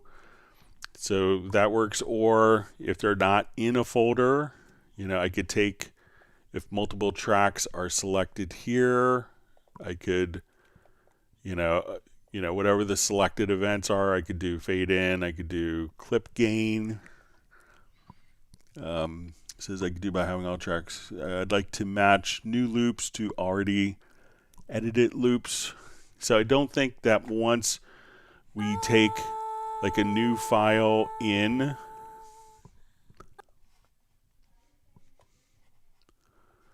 that, audio edits that have been applied to these, if I applied, edits to this, that it's not going to apply to that. And I think that makes total sense, because you don't want to necessarily drag a new file in and have it conform to edits that were done on other tracks. I mean, that could be kind of very problematic. All right, I just got a text from Peter Frampton. So I got tickets for Sunday night. All right, I'm happy. So, but, let me know if that's kind of what you want to do, is like I have an edit here and I want to drag this in and have that edit applied. So I don't think that makes too much sense. If you do the edits maybe with a, if you did it with an offline process, you could apply that offline process to the part, but I don't think it should. I think it would be problematic if it automatically did that, but let me know if I'm misunderstanding.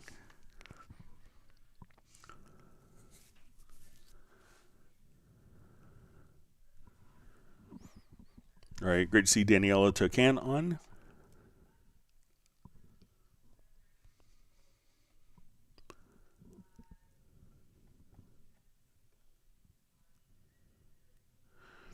All right, wonderful to see Brian Sawyer Sr. from Beulahville, North Carolina. All right, see Best Green Jesus has to take off. Thanks for joining us today. And look forward to getting the email so I can send you those presets.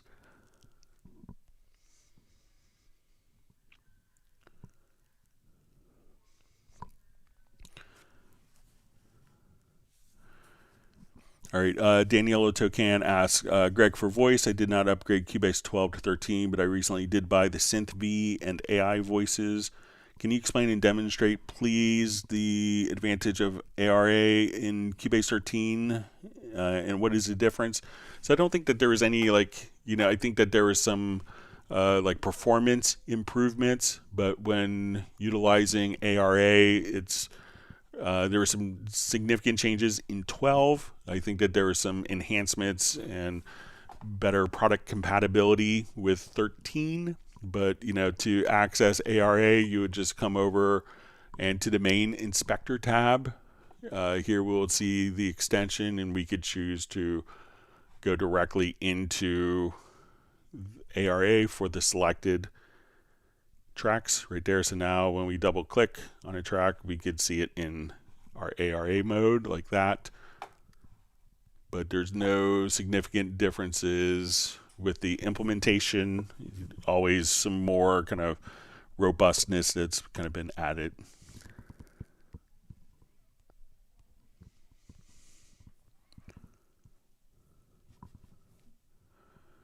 All right, so we see Daniela Tocan says 2 VST and VST3. I prefer VST2. So, all right.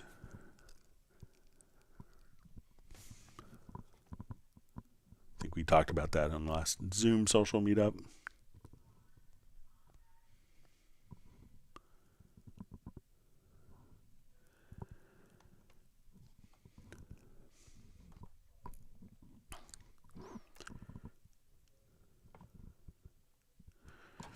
All right, Daniela Tocan says, what is better, Vocaloid from Yamaha or Synth V? So I haven't really worked with Synth V. I haven't worked with Vocaloid in a while. I guess I should see if I could get a license for the latest versions. I probably haven't had it in 10 years or so.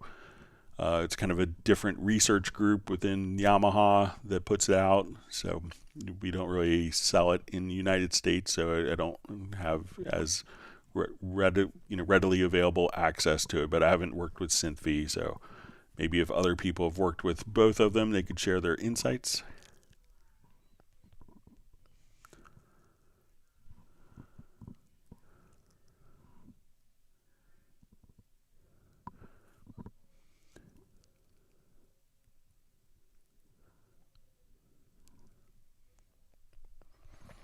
All right, so we see clarification from Spencer B. Says, hi, Greg. I think I should have used insert audio MIDI instead of paste. Say I have 10 bars. I would like to copy the first 2 bars and insert them before bar 5, making it 12 bars total. Okay, so I think I understand now. Let's see if there's... So let's say I have this, and I want to take these bars here and kind of move them over. So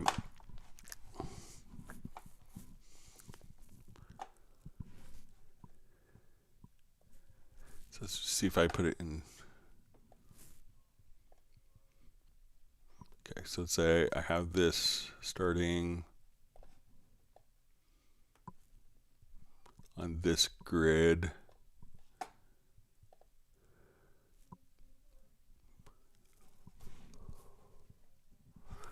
All right, so generally,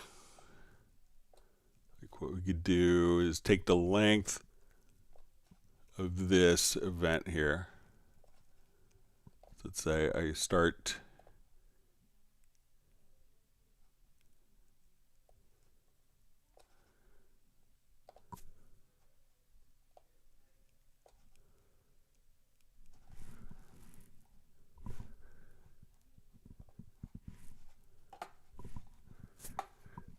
and there's probably a better way of doing this, but I think if we go to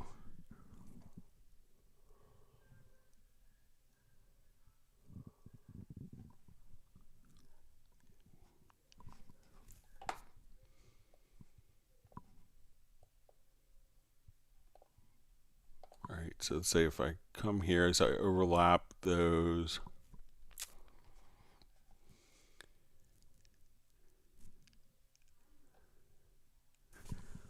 So let's say if I grab my range tool,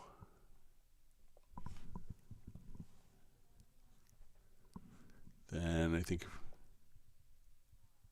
so it doesn't do it. So I think I could probably do it like in a macro of some kind. So if we want this,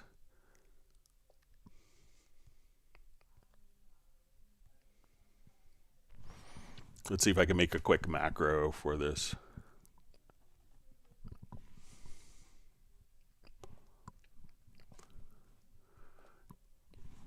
Okay. I won't spend a ton of time on it, but we'll see if we can get something made. Or I'll play around with it a little more, see if there's a more obvious thing I'm doing. So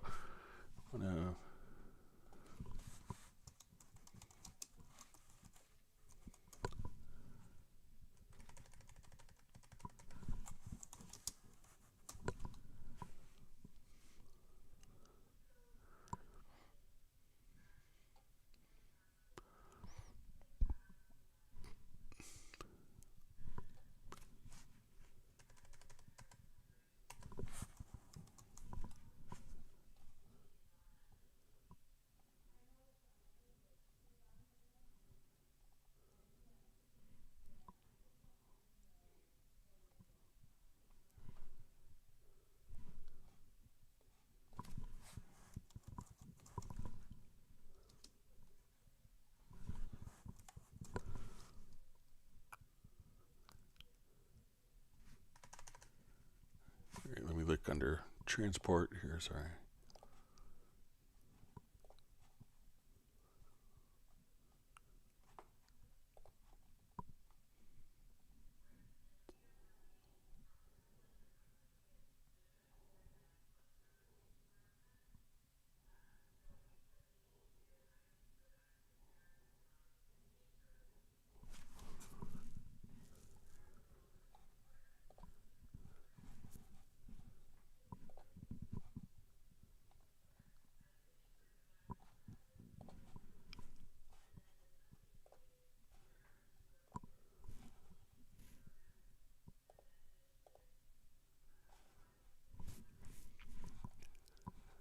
Okay, and then let's choose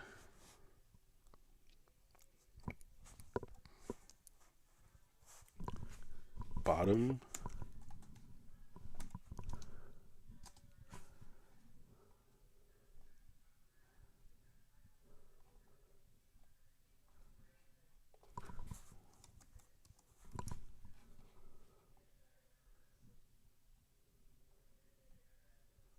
Or we'll move back.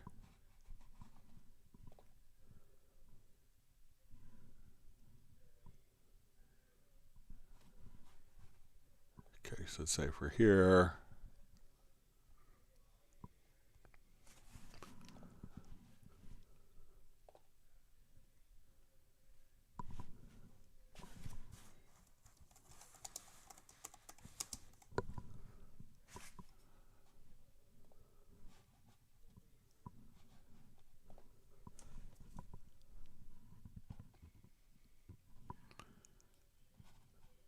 all right, so let's say I have dragged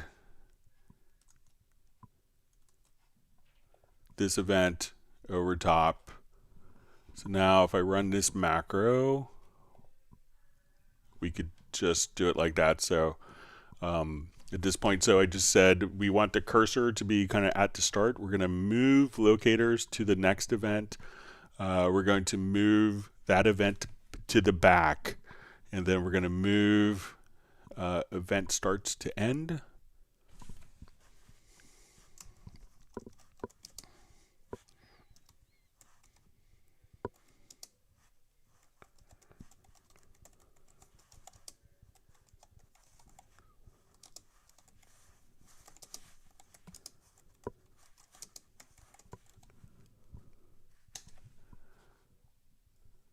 So again, if we want to do that,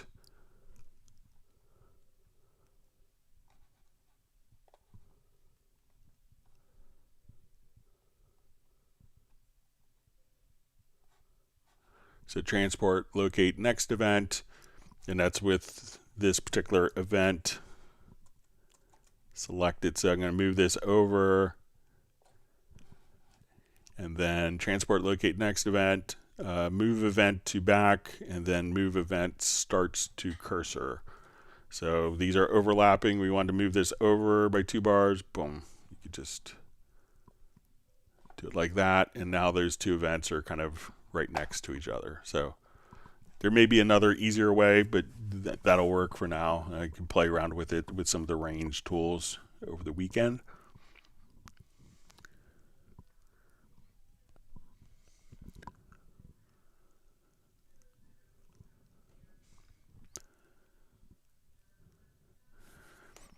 All right, Jack Bourne asks, any way to connect my UR22C to my Apollo Twin? So since they're both USB, I'm not sure if the Apollo Twin is USB. I know the UR22C is.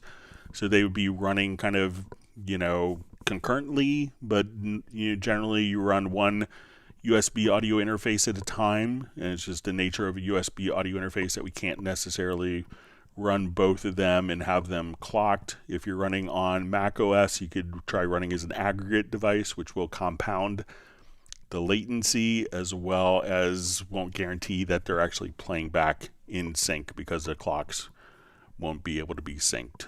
So generally they will work kind of one at a time for the most part.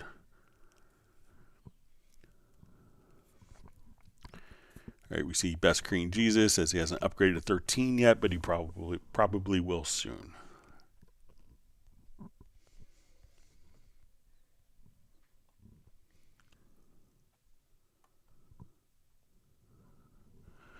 All right, so we have Arcal773 checking in from Chicago. He says, always learn something from Club Cubase. It's a comfortable place for my brain to think about using this tool in sometimes astonishing ways.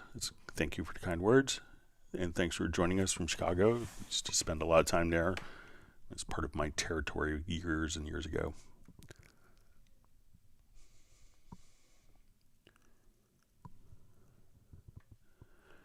All right, so we see Papa Wiz said, woo, Greg, thank you. Woo. I tried everything you need to perform, just that dedicated video on just that we showed. I never could do. I'll rewind this live so I could rewatch what you did. Now, if I can only remember what I did, I remember answering your question in your name, but not what I actually did. But I'll see if I can do a dedicated video for it. But glad that you found it helpful.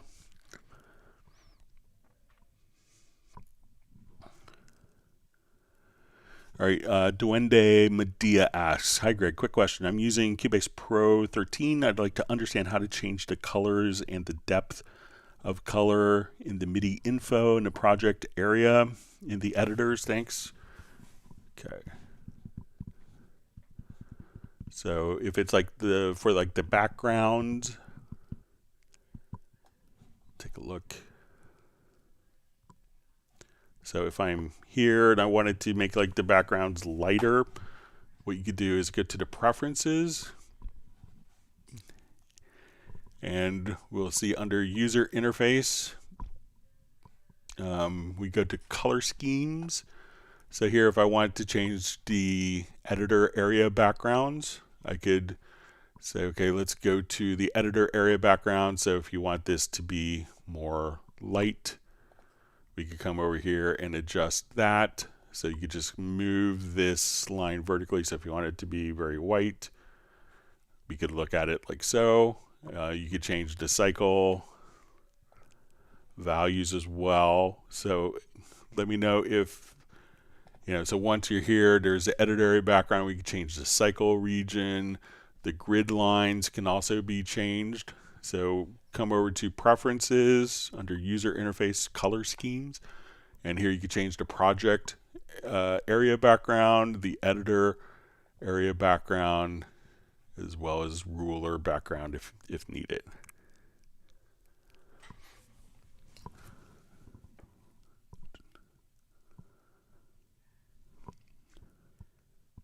So let me know if that makes sense.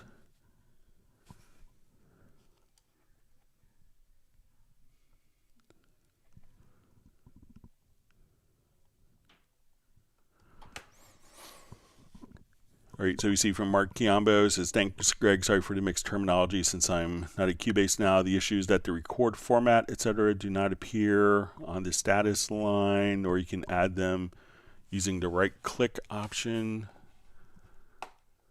All right, so it's generally, when you go here, this is just going to be like the, when we look at our window here, our status line.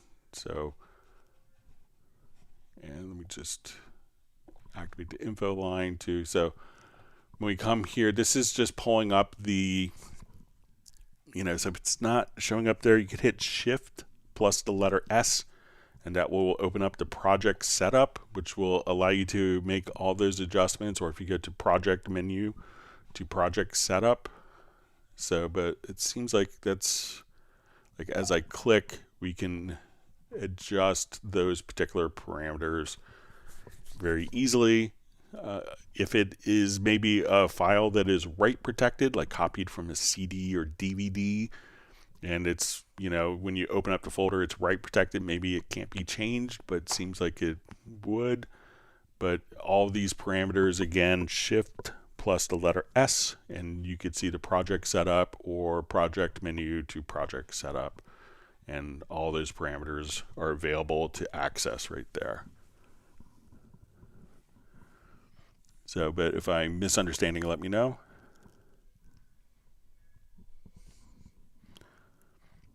All right, so we see Best Green Jesus wishing best wishes to everyone, and everyone enjoys their spring break.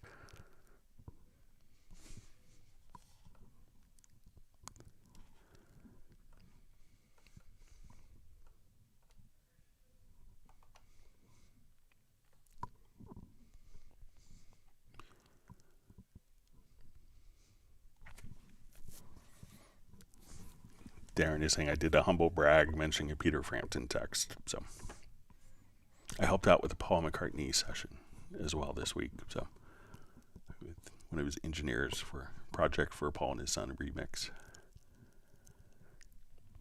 All right. Peter's an old friend. I've been helping him for 25 years or so. So he's a rock star's rock star. All right, great to see the artist known as Love checking in from New York. He wants everyone to hit the like button. So we see from Spencer B. Greg, you're the best. I think by changing the snap type would address my issues with the insert copy paste thing I was talking about. You have to watch to the end, people. You will learn so much. All right. That's great. So yeah, I'll play around with it a little more, but I think like if we do events, let's say if I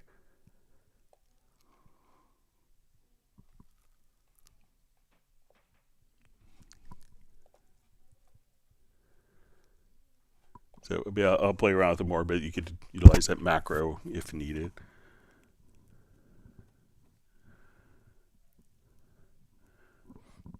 All right, wonderful to see Tim Weinheimer from Mission Viejo, California. So glad you could join us today. We see Spa Dogs is just saying that Synth V is wonderful. So thanks for sharing your insights and your experience.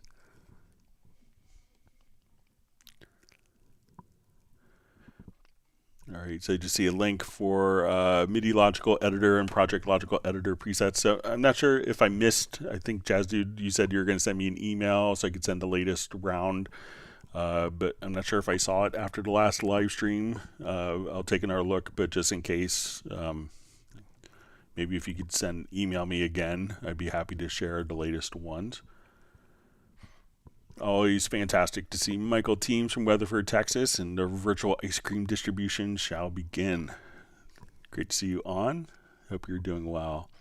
All right, and we have Tiago joining from Brazil, our South American contingent. Thanks for joining us. And Uno Memento wants people to hit the like button. We have Nick from Essex in the UK.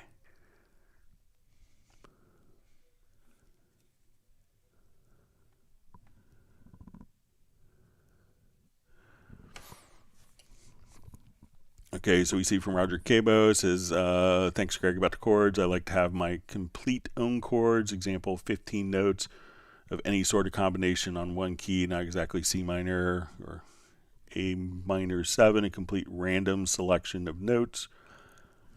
So, I guess you could. So let's see if we could be creative with chord pads here. Okay, so let's say I want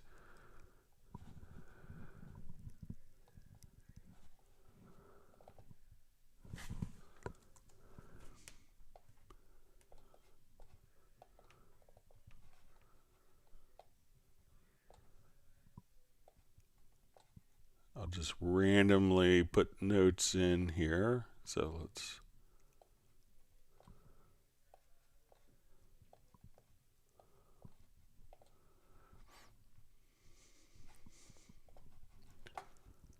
okay, I'll just quantize all these notes to just make it a whole note.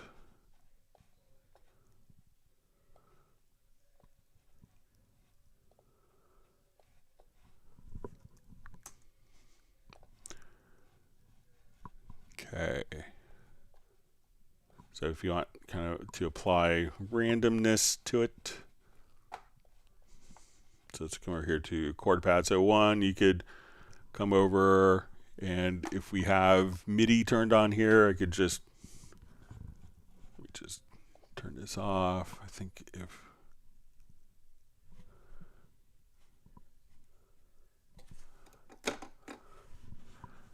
so, let's say if I turn this on now, I think we could just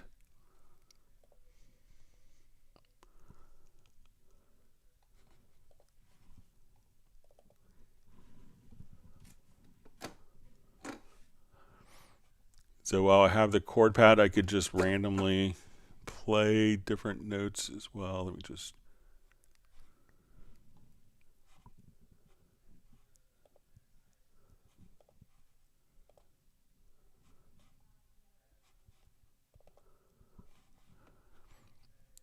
all right, so we can do just kind of MIDI input as well. Let me just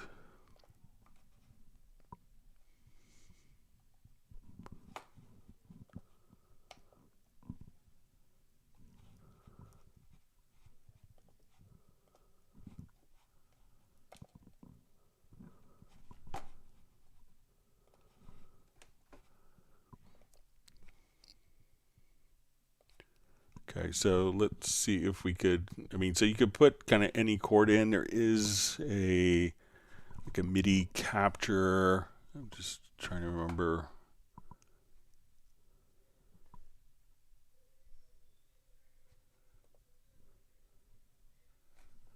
But where you could just kind of play a particular chord and you just play it in randomly, or if we wanted to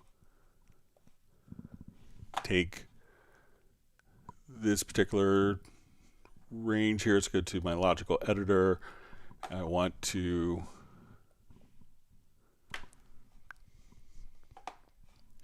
transform, so we're going to say take our notes,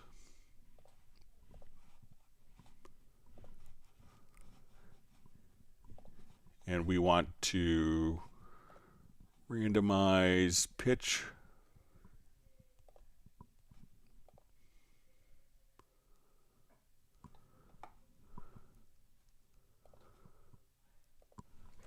We'll say A2 through A4.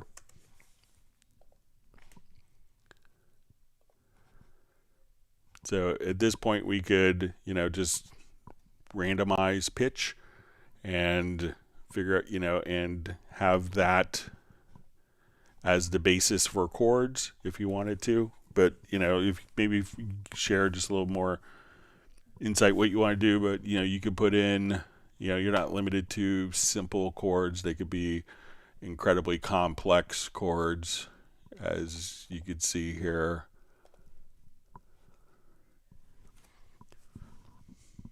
And if you wanted to look at this via, the list or circle of fifths for major or minor, we could do that. Or if you wanted to look at it based on, so we have more esoteric chord suggestions based on the list, or if you wanted to look at it in circle of fifths, you could do that as well.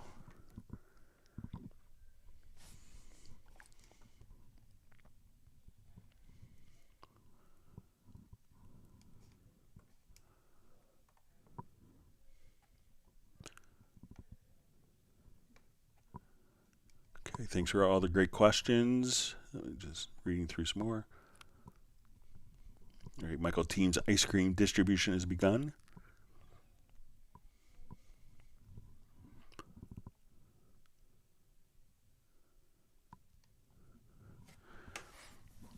All right, this Ninja Scared asks, my quantize doesn't seem to work. When I try to use swing, it doesn't work. Any workaround?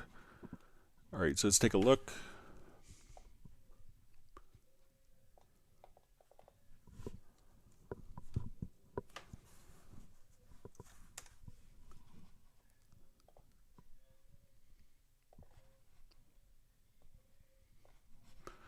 All right, so I'm going to put in 16th notes.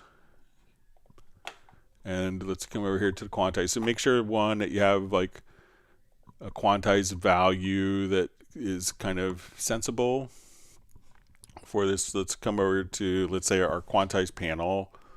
So I'm going to go to the edit menu. Let's open up our quantized panel. So let's say I want this to be 8th notes, and I'm going to adjust the swing factor. So I'll just move it up high so that's pretty apparent.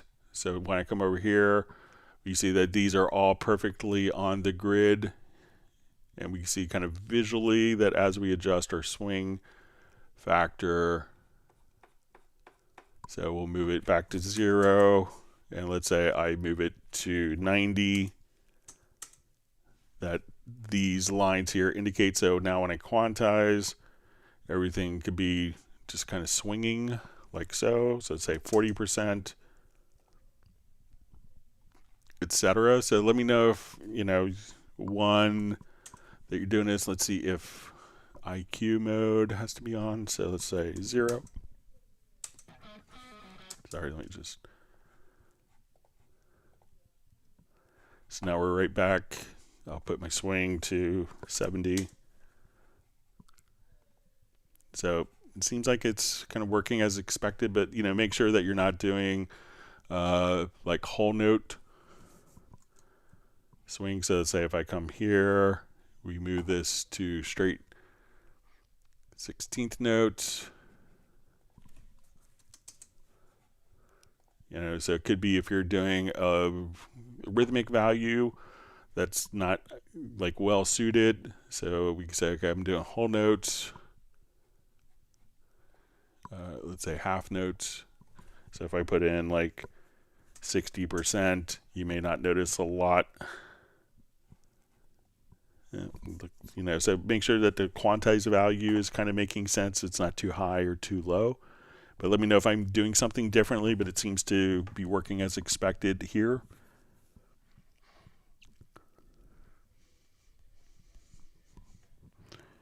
All right, Sven asks, is there a way to automate plugin parameters based on some tracks audio?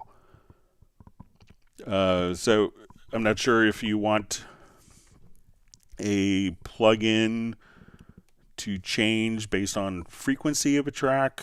You know, I'm inclined to say kind of no, but, you know, we could, you know, if the plugin is going to be triggered by a gate, you know, that could make a difference with that. So let me know if there's a particular use case, like I want to do this for like an EDM workflow. I want to turn on a filter when the kick gets to a certain threshold, something like that. And then, you know, we may be able to kind of automate stuff through sidechaining, which could be based on another track's audio, or if you want it based on like when we have high notes in that a plugin does a filter to compensate or to boost. So maybe Sven, if you give a little more information or context, I might be able to help refine my answer a little bit.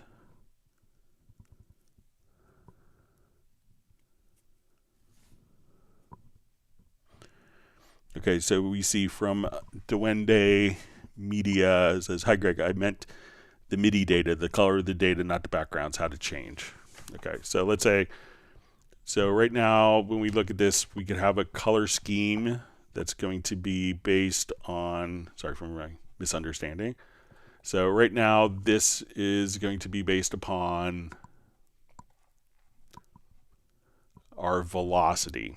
So we'll just make this full screen.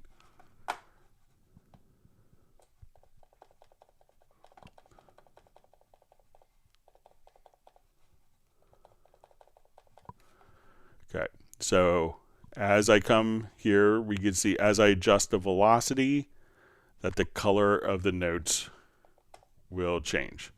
So they get lighter, darker, depending upon the velocity scale. So when we're in the MIDI editor, we can actually see, we'll see a little color palette here. I could also colorize based on pitch. I can colorize based on the channel. So if we wanted to come over and, or if we choose to colorize based on the part. So like if that part was blue, purplish.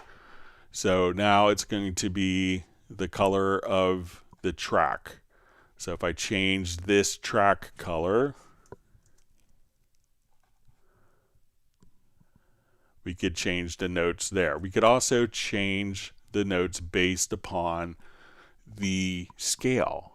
So we could have different notes for if we have sound slots for articulations for orchestral instruments. We could also change based on scale. So we could say if we have a chord track, notes that are red can be out of key, notes that are blue could be in key.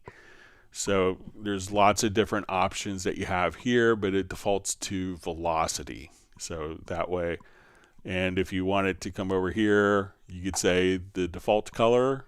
If you go to the color setup, you know, if you wanted this to be, you know, your MIDI notes to be your default color of that, and we switch this to velocity, that as we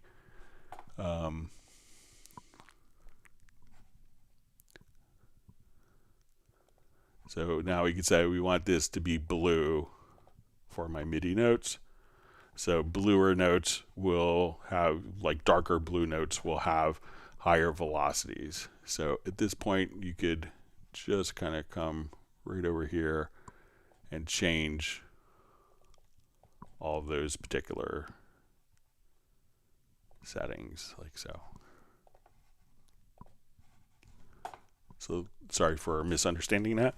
So there's a lot of different coloring options depending on your choices.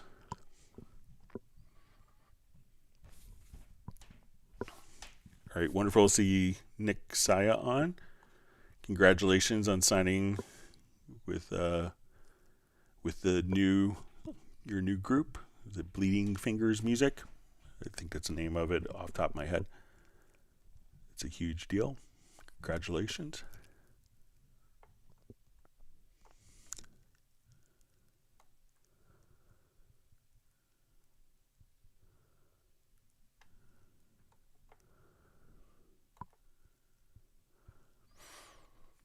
All right. See, Michael Teens had a question last night for Greg, but now I've forgotten it. Duh. So maybe it'll come back. Something will spark that creativity in you. So, but you could always just send an email anytime, Michael, or text. So.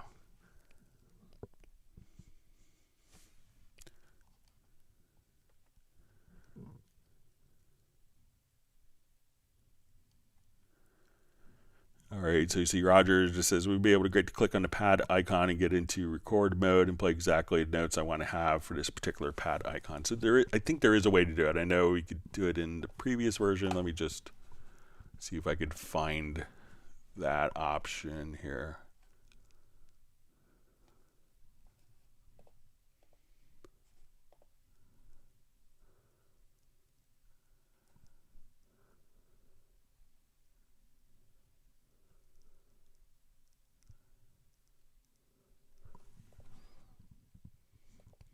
Just do it with a brand new project here real quick.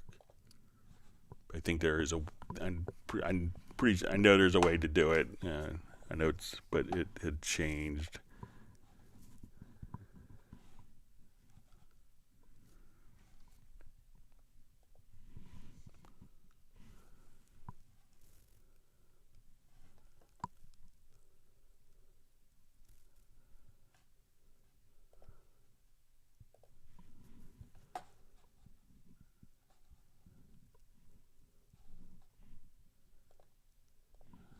Okay.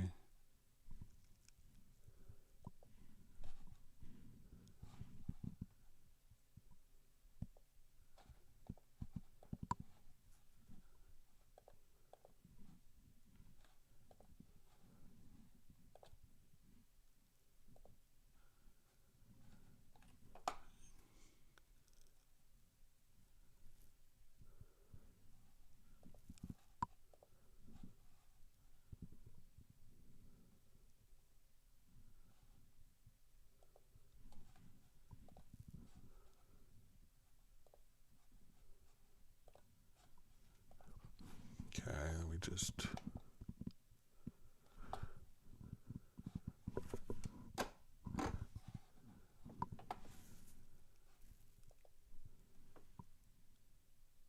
Yeah, I mean, I know there's a way to do it. I'm just trying to.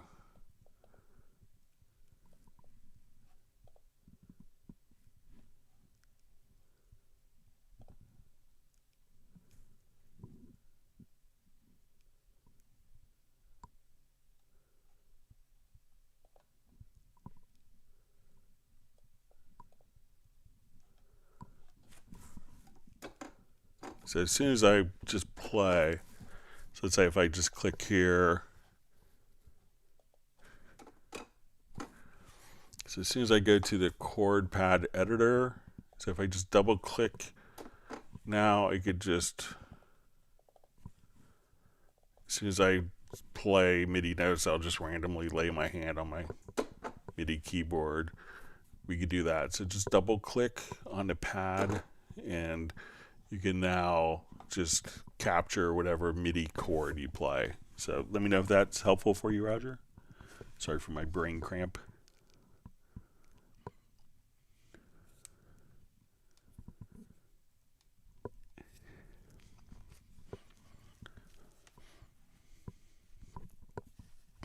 David M thinks that Michael team should ask me what his question was. He knows everything. I was busy last night, so I wasn't telepathically communicating with Michael. So.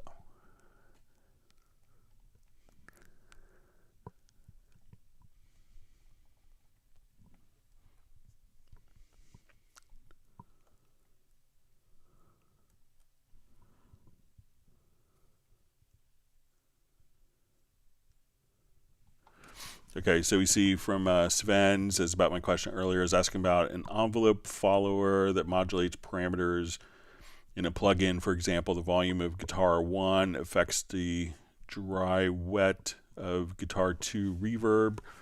All right, so let's see if we can, I think we might be able to do something like this, perhaps with the FX modulator. So let's just drag in a loop.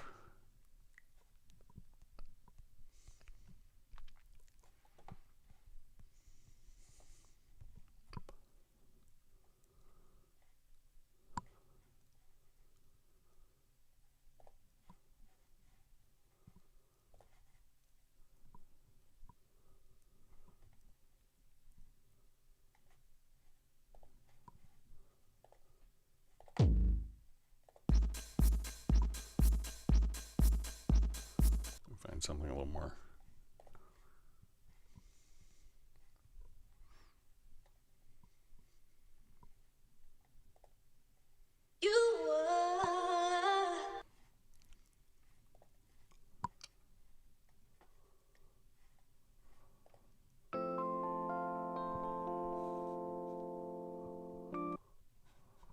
Okay, so let's say we're going to take this and we're going to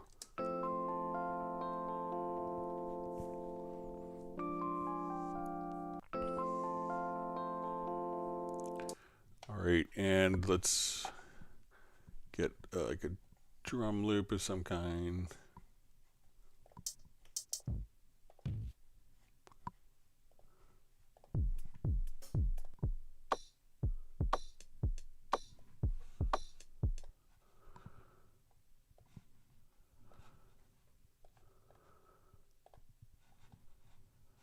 Okay, so I'll just do a quick.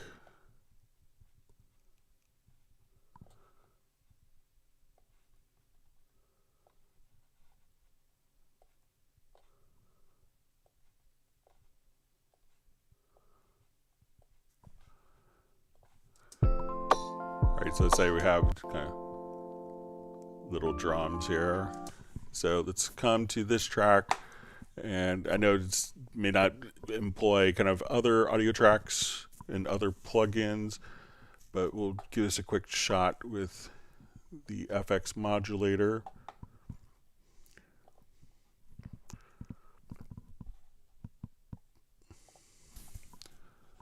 Okay, so let's say I want reverb, or let's,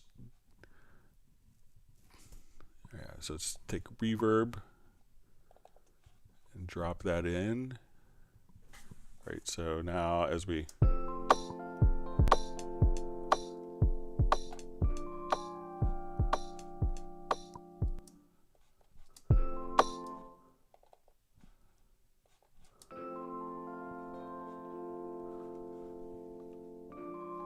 and we'll make it a really large hall here.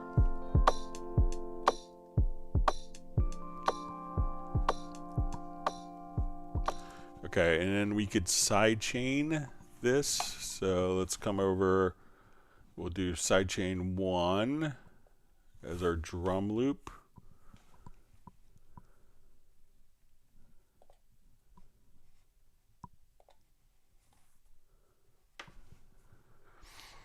So now when this is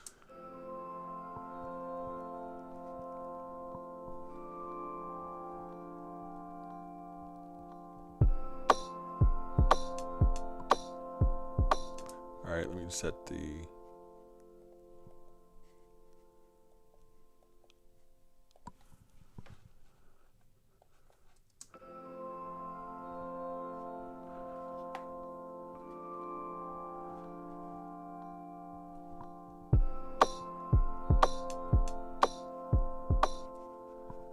And let me just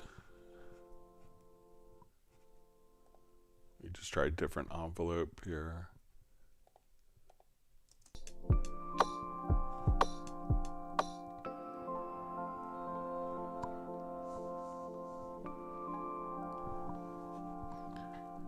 All right, and let's go check.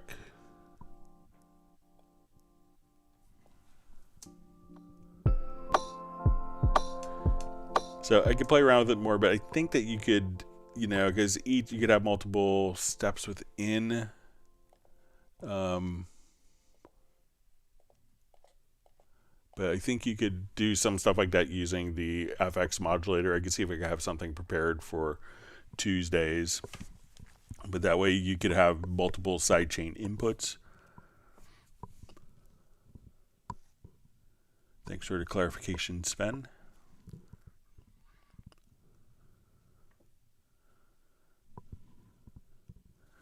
All right, we see Graham Witcher just says the dongle seems like an age ago now. I have mine in a box living in retirement. I don't need it anymore. Now, to be honest, it'll be part of my Cubase history. So.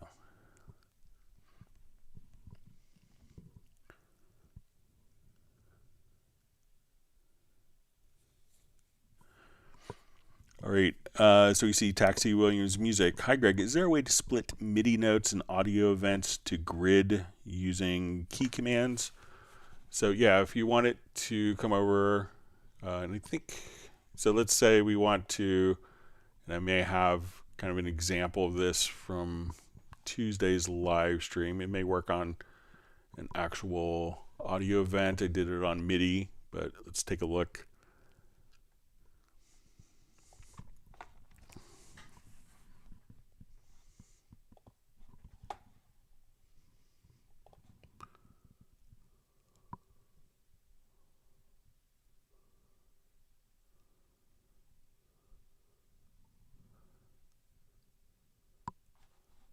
Okay, so let's say I'm here. All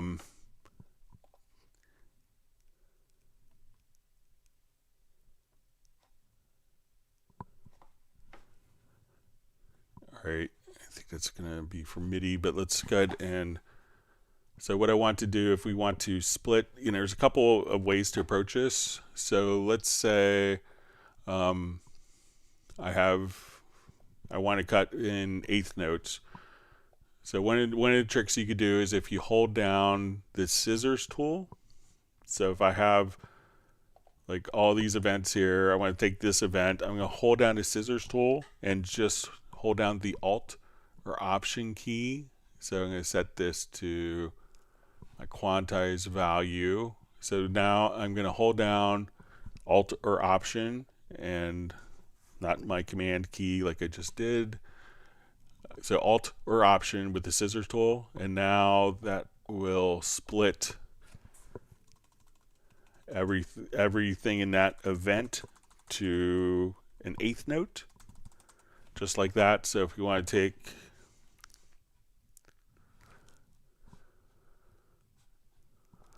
let's come here.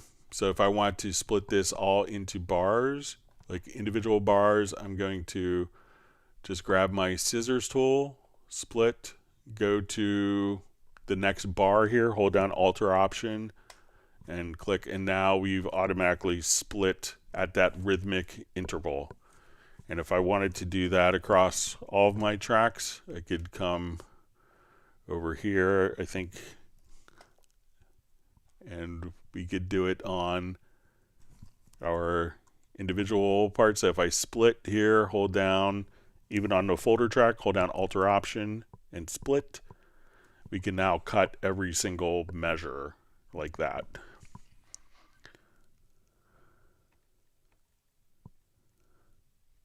So, and let's say, so we can do that for audio events. Let me see if it's for MIDI.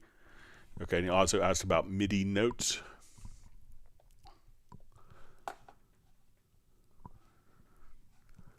me see if I think I might have this.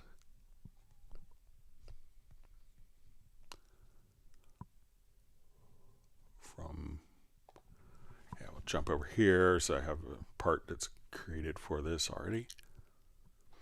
And if we want to do for MIDI notes, so let's say we have this as whole notes and I wanted to split these into like, eighth notes, 16th notes. So I made kind of a logical editor preset for this.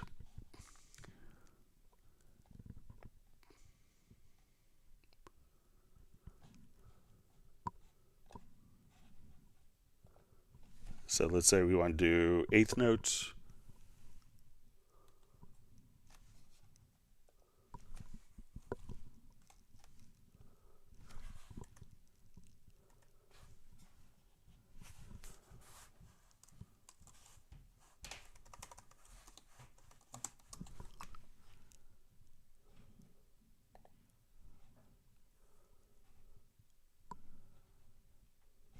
All right, let me just run this macro here. Take a look at the macro.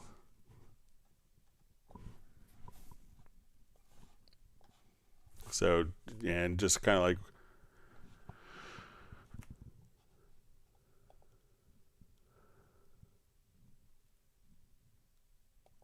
okay, so I want kind of the opposite macro of this. Okay, so we'll say whole note into eighth notes. So what I did is I just went over here, we said edit, we're going to change the grid type to use quantize, and then we're going to set the quantize value to eighth notes, and then we're going to do transport, nudge cursor to the right, split at cursor, nudge cursor to the right, split at cursor, and kind of do this for all of the different ones. So I'll expand this, make it a little easier to read. So now when I run this macro, and this is for eighth notes, I can just come over here. That'll do kind of the whole bar of eighth notes. And if I wanted to do this for quarter notes, I could now run this macro, same thing, but we're just setting the quantized value to quarter notes. I run the macro, we now have split into quarter notes, and if we want to do it to 16th notes, we could do this and run the macro. It's now so we can split like whole notes into eighths, quarters, halves, 16ths, etc. So let me know if that's helpful for you. So a couple of different approaches for that.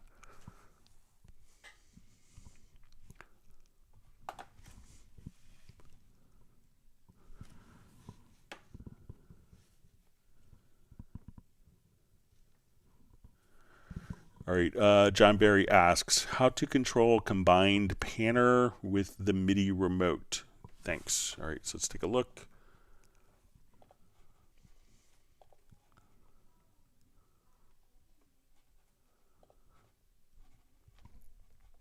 Okay, so we go to our mix console, and we want to do our stereo combined panner. All right.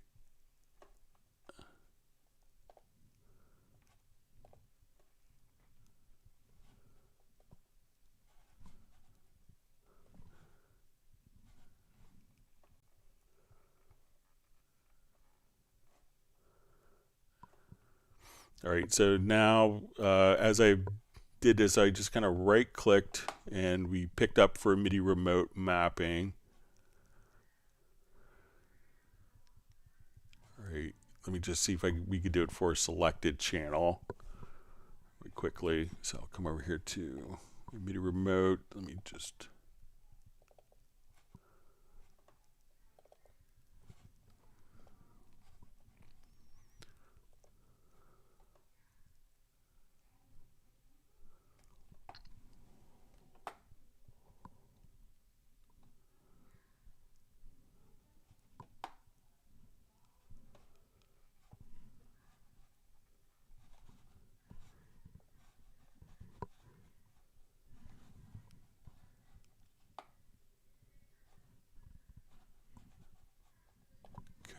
So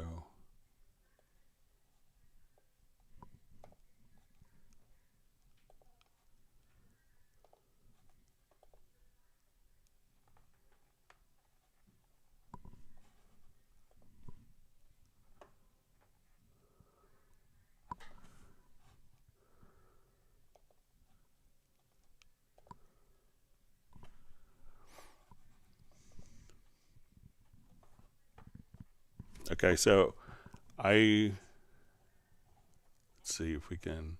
So I assigned this to second button.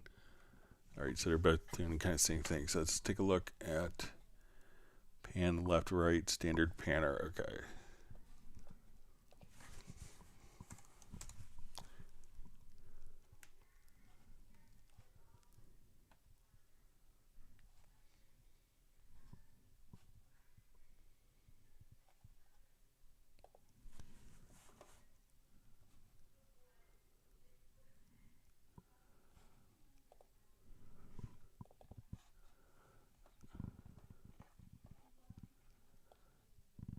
All right, so let's see if we.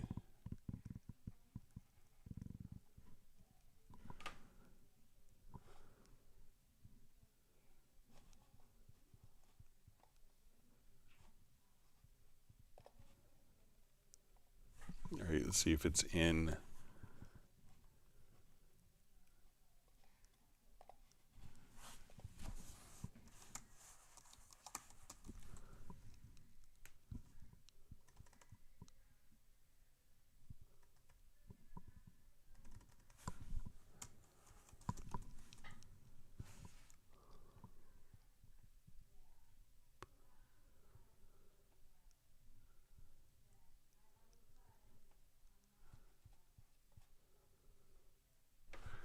All right, let me see what happens if I change the preference to default.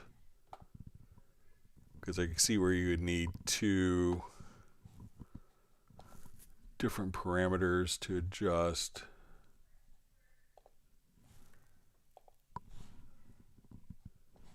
Let's do new project.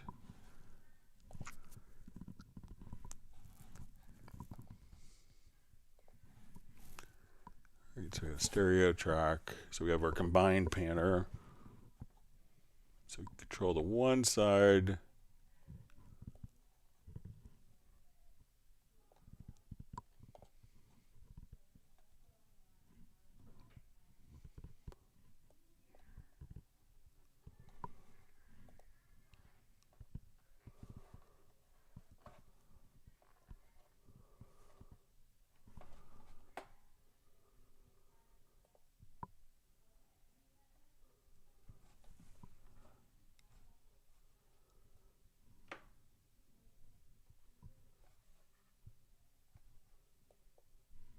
All right, so that's just going to do left to right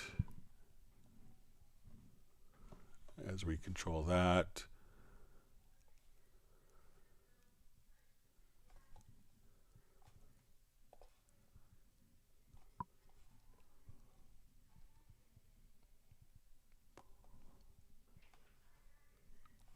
Take a look at the mix console or mixer here.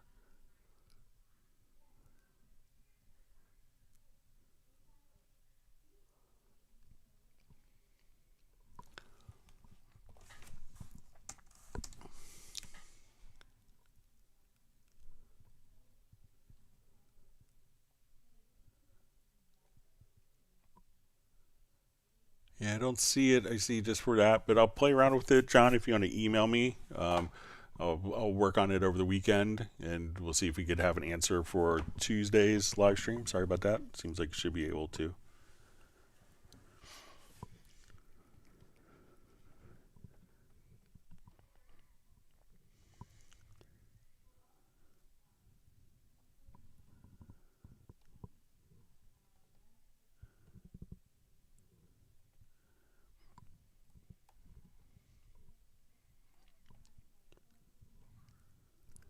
Okay.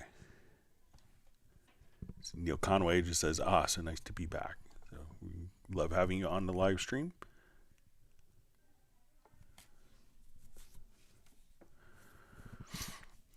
All right. Development of a Void asks, is there a way to change sense of a single MIDI note / key in Hallian, attempting to make a microtonal chord? Okay, so let's add an instrument track here. And we can do it in Hallian or Hallian Sonic.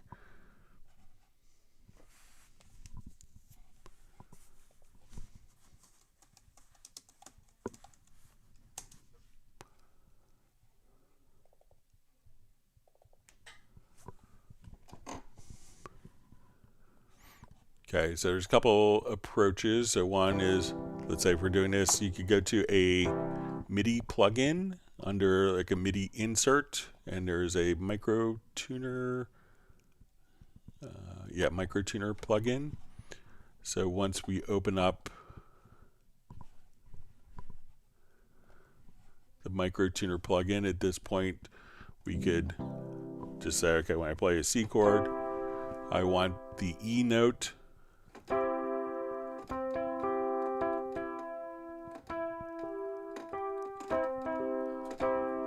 the E to be flat.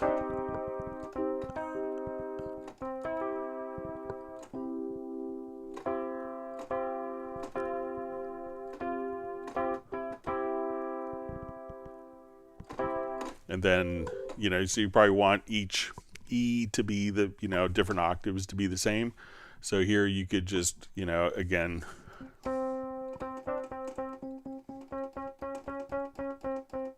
and this works polyphonically with Hallian. So we say, okay, let's go to the G. And then you'll have presets, I think, for different, if you want it pure equal temperament, or if you want it pure major.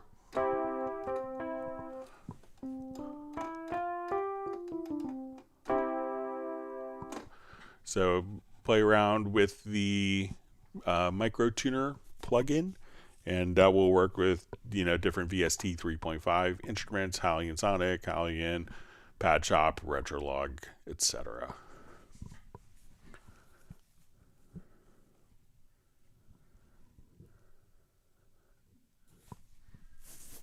All right, so wonderful to see Peter from Montreal, Canada. We hope you're all recovered from your COVID and feeling normal.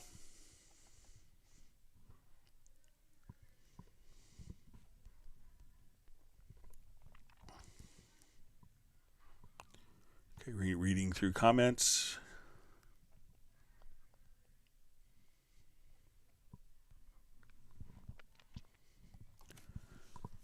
Good to see a comment from John Barry. He says, thanks, Greg. Those results I was getting. I have an MCU controller and it has a way to do it, so I guess it's possible. Maybe something for an update. So.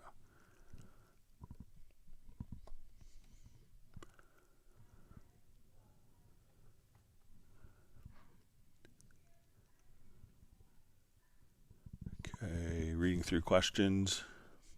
We see Michael Teams remembered his question, so that's good. Okay, if I import a song that was tracked at 44.1K 16-bit and I want to convert it to 48K 32-bit floating point, what do I do? Okay, so let's take a look. So let's say I have a 44.1 file and I want it to be 48K. All right. So, generally with the bit depth, taking a 16-bit to a 32-bit point, floating point, you're not really going to be probably adding much to it unless you have effects that are kind of included. So that's probably not as critical, but sample rates could be tricky. So I will...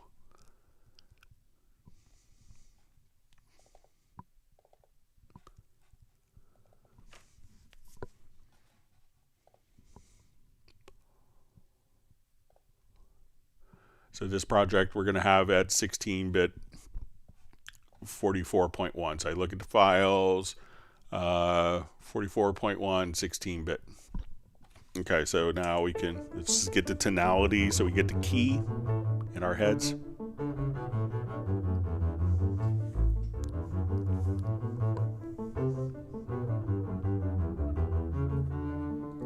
All right, so I'm going to go to my project setup, and we're going to convert it to 48K.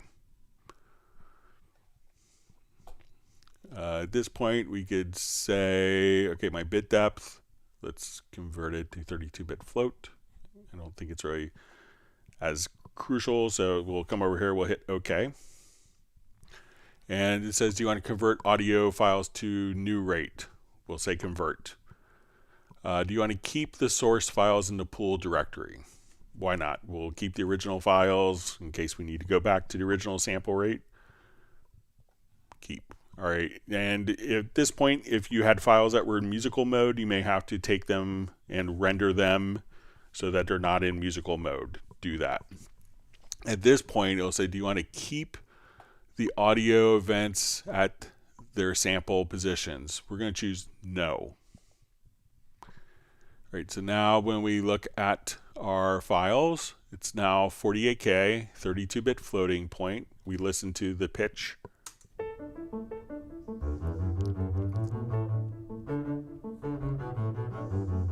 Same pitch as it was before.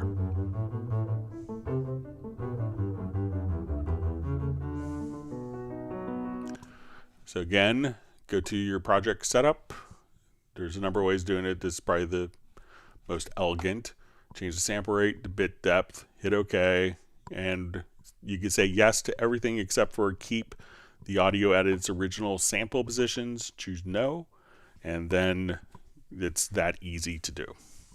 So let me know if that makes sense, Michael. All right, so you see Peter just says, thank you, Greg, very thoughtful of you. Aside from the occasional dry cough, I appear to be on the mend, so that's great. I'm glad to hear it. We had a bunch of people at the NAMM show at the end of January on our group. We had, I think, 3 or 4 people on our group local to me got COVID at the show, so and they had a tough week. So, but I'm glad you're doing better.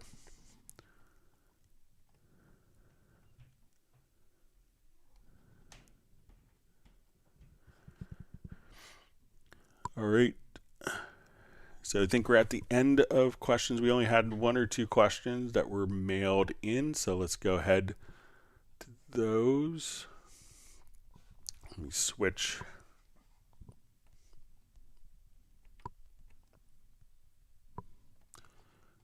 Okay, so let me just take a look at one of the questions mailed in, which I think was from last question.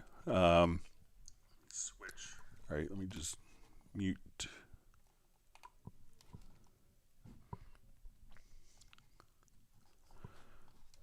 Okay, so we had a question of how to fill gaps between notes on monophonic MIDI and delete the original notes. Okay, so let's take a look. This I'll just do.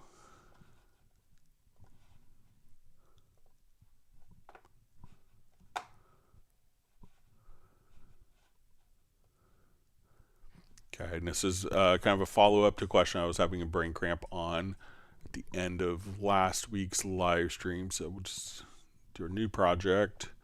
And let's say we have like a monophonic MIDI event.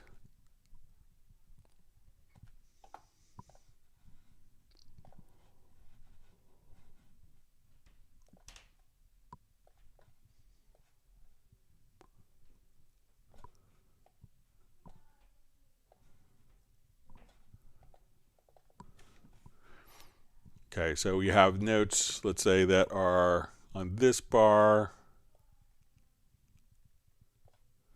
And we'll skip every other bar here.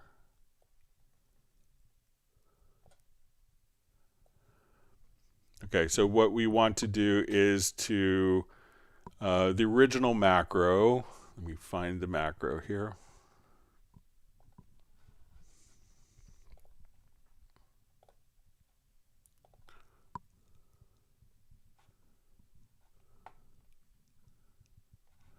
Okay, so the original macro was to, the concept that we started was to extend these notes until the next note starts, but put a new note in. in its place. So instead of doing a legato function where we come and, so if we wanted to make these notes last until the next note starts, we can come up and just do legato.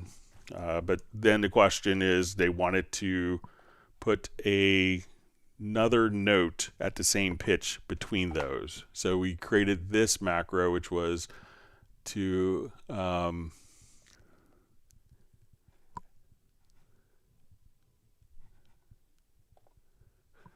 where we could basically go to our transport locators to selection end, and when I run this macro, it's going to automatically, let me just make sure I don't have anything. We'll move my cursor here,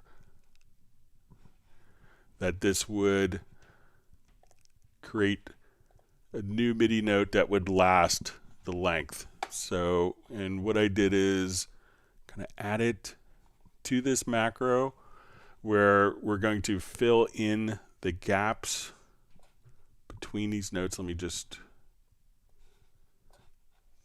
if I did this right, so we're going to fill the gap on the same pitch and then delete the previous note.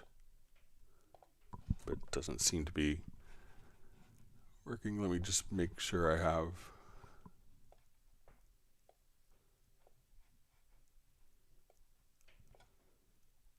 See if I need that note selected.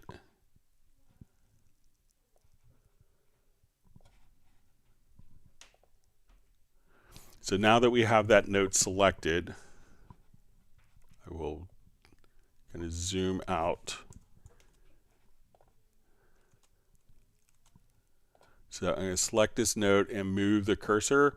So we want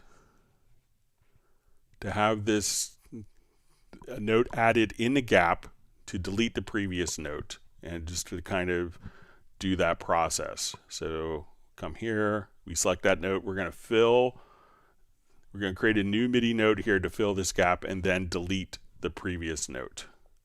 And then we could just go on kind of like that. So this way we could select the first note, fill the gap, delete the previous note, like that. So now we have almost the exact opposite of what we had. So again, the first one, if I select the note here, we can just have that, but we can, again, so the macro is we want to do transport locators to selection end. At this point, we want to go MIDI legato. We want to edit split at cursor. We're going to navigate right. We're going to navigate left twice, delete the previous note, navigate right, and locate the next event. So here we can fill this gap where there is no note with notes. So if we wanted to kind of do like a contrapuntal or like counterpoint type stuff, we could just do that as well. So as we move our cursor, select that, then we could just write those particular notes in once I run the correct macro. So select the note here and run the macro, and we can fill those gaps. All right. All right, I think this is from Spa Dog, was sent in right before we went on. I have a question. I have a lot of mapped outboard equipment, and I've had an issue with Cubase. Started, my audio interface is not switched on. Cubase forgets all my audio interface settings. Even if I quit Cubase and restart with my audio interface, the settings are still forgotten and have to be re-entered. Question one, is there a way to keep Cubase from doing this? I come from Logic, and it knows to remember once my audio interface is started first. Is there a way to export save all the mapping so that they can be recalled? I have been able to make and keep a copy of my library preferences Cubase or team folder to restore, but this is clumsy and time consuming. Is there a better way?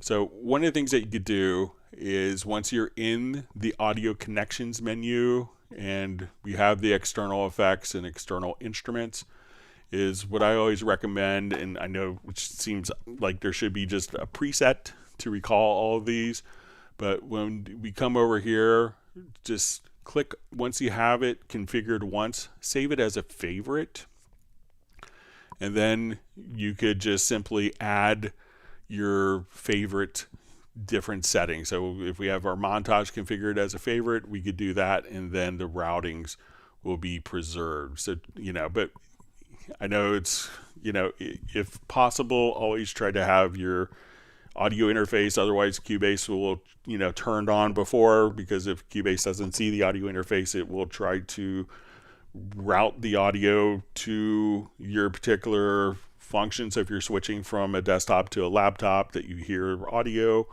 But I know it's not the best solution, but again, just when you come here, click on favorites and just, select one and add it to the selected instrument favorites, and then you could recall them, and that should minimize the pain with that. So, okay.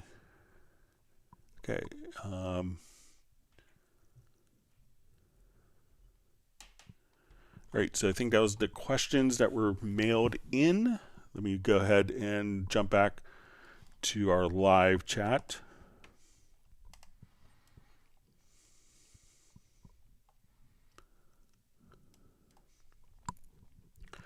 Okay, so we see from John Barry. Another question, please, Greg. I've seen a way to use key switches with Hollywood Opus and Cubase to change MIDI channel. Is it possible with a multi-timbral VSTI like Halley and Sonic? Cheers. So I don't know if it's key switches to do it, but obviously, if you're setting up, if you're using Halley and Sonic, so let's just take a look inside Halley and Sonic. So I'm not sure if, usually sometimes people are using key switches for, setting up, if it's for setting up articulations. One of the great things is once we load up an instrument, so, some people use that for articulations, obviously. So if we're here in Iconica and I just load up, let me just go to to the instruments here, sections and players. Okay, so let's say I want to go to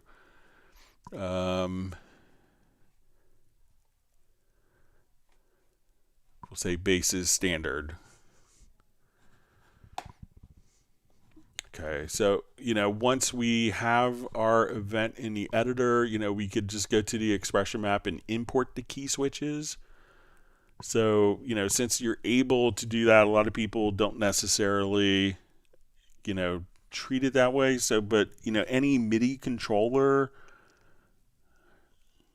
all right, so just use key switches to change MIDI channel, so a lot of MIDI controllers can kind of do that already. So depending on your MIDI controller, like I know on my Roland AED, I can hit a switch and I'm on MIDI channel, I have different layers.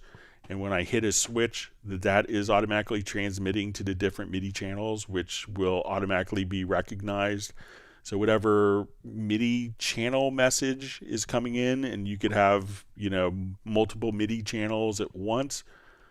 So a lot of times it could be more of a controller setting, but let me know if there's a reason why you want to have that like a key switch. Is it just to kind of play different instruments, or is it, do you want more of a performance where you're hitting the key switch for, now I want to play a Rhodes part and I'm in the verse, I want it to play a organ part for kind of live performance to switch, and I might be able to help out a little more. Sorry for being not understanding as well.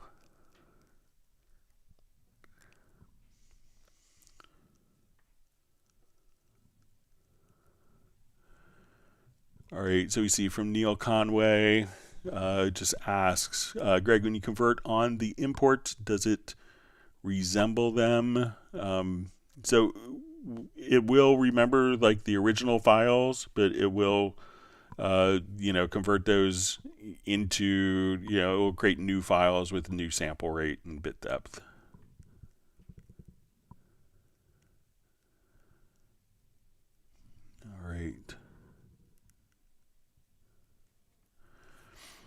All right, so Stanislaus Vitort asks, why is there no sound in VariAudio editor? I used to be able to hear the note when I click on it, and now all of a sudden it stopped being audible. Please help. All right, so we'll look at that.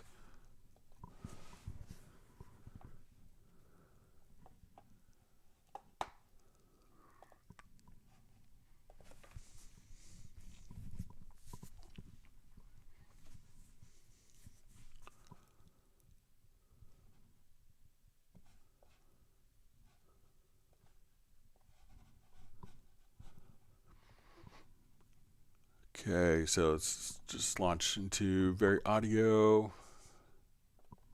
All right, so when we move event, if you're not hearing those particular changes, it could be, a lot of times what happens is you have this audition, the acoustic feedback could be turned off. So let me just turn up the control room here a little more. So now so make sure that this little speaker icon is turned on, and then you'll probably hear it. Generally, this is going to be also routed through the control room. So make sure that as you're doing this, that the control room is turned on as well, and that you're using a control room. But again, just look for this little icon. So as soon as we click, we'll, if that icon is not enabled, we don't hear it. With that icon turned on, little speaker, now we hear those changes. So check that and let me know if you see that.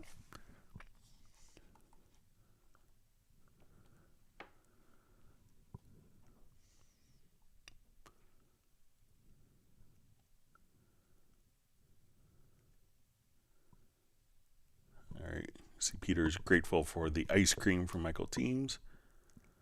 Hopefully that'll help make your throat feel nice and smooth.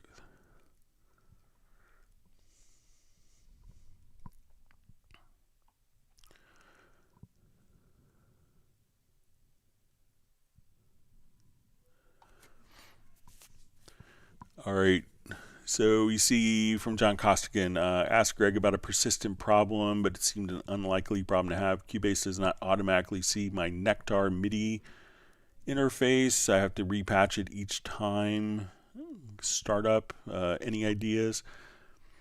So generally, let me know if it's being seen at the operating system level. Like if you go into like your game sound video controllers, if you see your Nectar being recognized there, it's probably a USB powered thing, and I think we discussed before that you had it connected directly to the computer as opposed to going directly to a USB hub. So it could be that if you disconnect it and reconnect it, that it kind of reestablishes the communication. So if you're connected to a hub, see if it makes any difference that you're connected directly to the computer.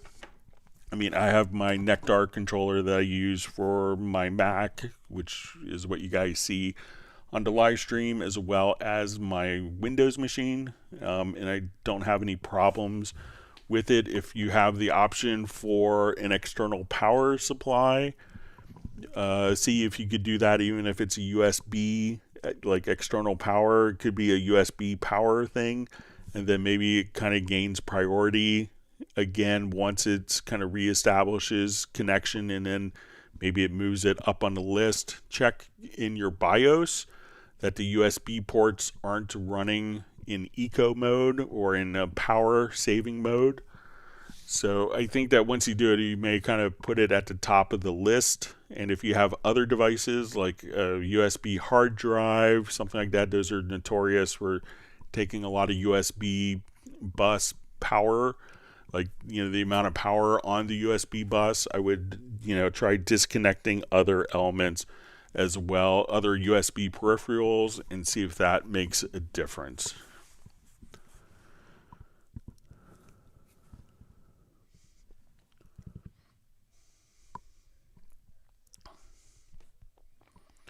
All right, so we see from Soren says, Greg, did you skip my question? How would I go about switching VST instruments to play during playback in VST Live? All right, so let's open it up. So I didn't see it. Sorry about that, Soren.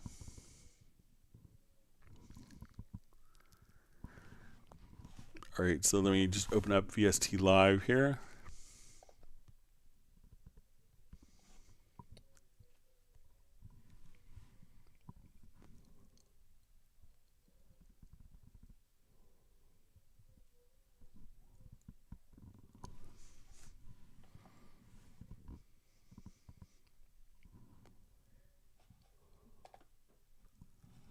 All right, let me just...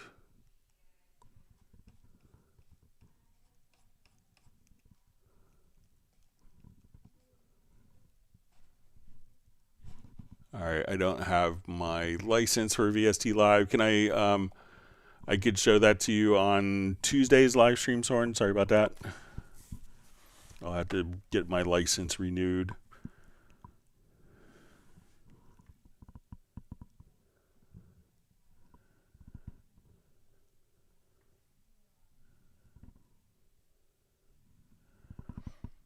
All right, so we see from Stanislaus, who asked about the VariAudio question. The speaker icon in VariAudio is on, but still no sound. Everything else is playing as usual. Check just to make sure, it could be. So let me know if you're using the control room with that. So if we come over here to the audio connections, that you have the control room set up and that the speakers, and it could also be that your outputs, if you have like your stereo output here, right click and try to set that as the main mix. But let me know if you're running control room with that also.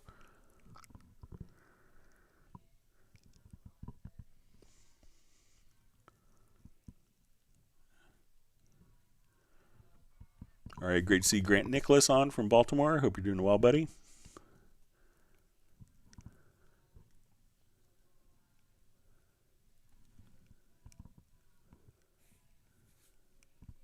See, Jazz Dude says he thinks it might be a Windows issue. I think John's on Windows. It's like protecting the user from doing stuff, so like a permissions thing.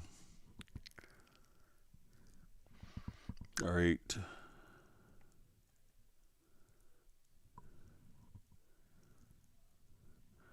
All right, wonderful to see Ace Amadeus on. And he says, hi, Greg, hope you're doing well. In Cubase 12 Pro and UR22, how can I use my guitar to record bends, slides, legatos, etc., and convert to MIDI so I can assign Cubase amp simulator effects, etc.? All right, so the question I have is, do you need to record it as MIDI? So you want to record bends, slides, legatos, etc., and convert to MIDI so I can then assign Cubase amp simulator effects. So, any guitar that's being utilized in your project, so you can do some stuff with like a lead if you needed to. Let me just open up a particular project here. We have some use of the amp simulator, or the VST amp rack rather.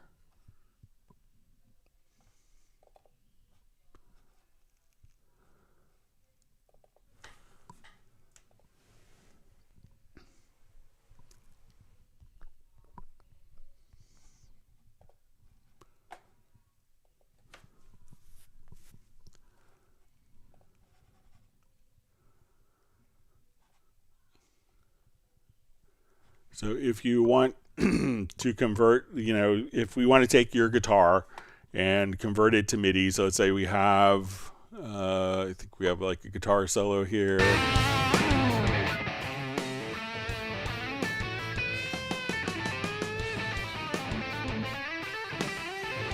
So I want to take that solo and we'll go into VariAudio. All right, and let's convert it to MIDI.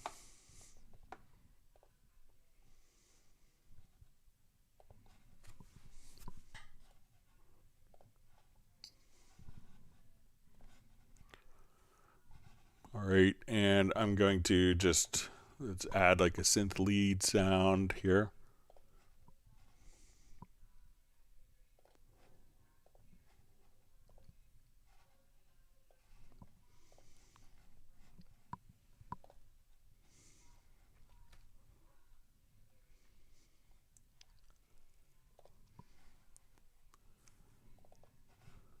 And, this is really intended for kind of monophonic audio, but so there's going to be like double stops and some chords in here. So let's say now we want to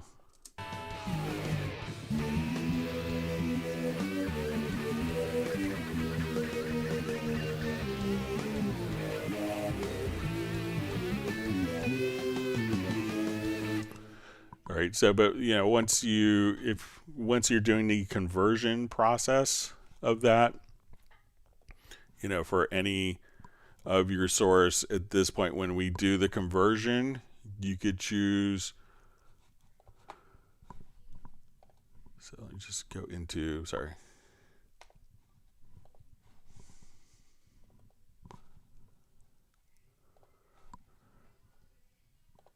So once you do the extraction of MIDI, you could choose how it does the pitch bend data. But again, like if you want to just run it through like the VST amp racks, at that point, like all these guitars here are run, they're just audio.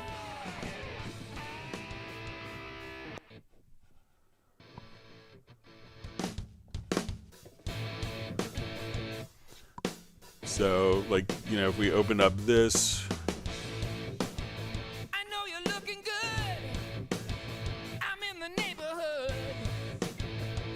some cheap wine. Let's have a good time. I never promised you I'm gonna stick around. So both of the guitars we're hearing here are let it be. Hit the road. Gonna rock. Gonna roll. I got no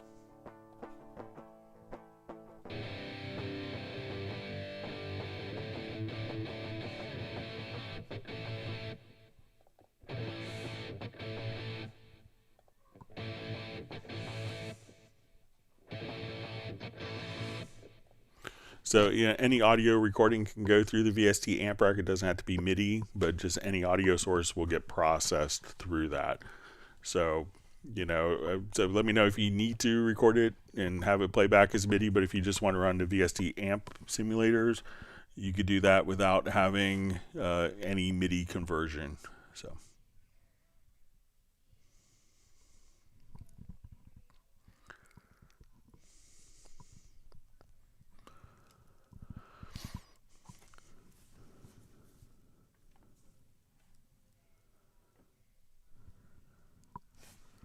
Okay.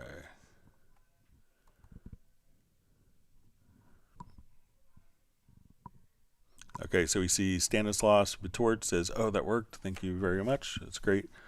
Glad you got it sorted out." All right, great to see Grant always, and he's just glad to be here. So, hope you're doing well, buddy. Not too far from me, just up in Baltimore, about 40 miles away.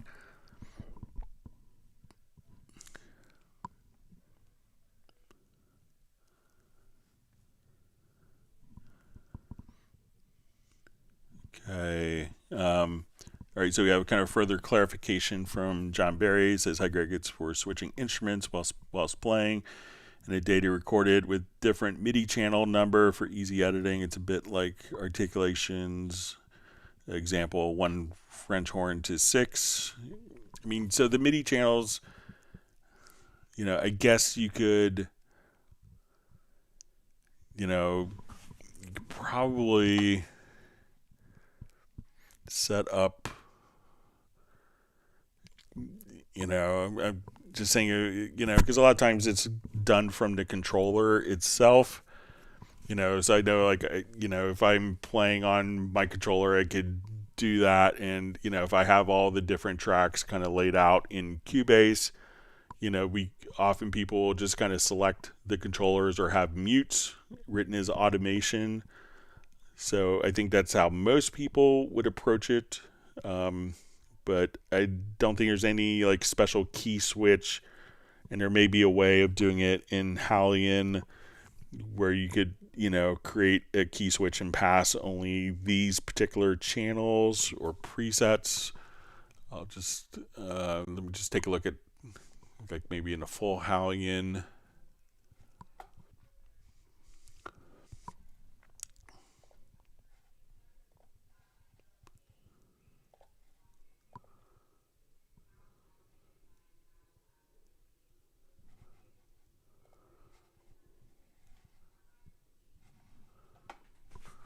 Because you could have like different multi presets here.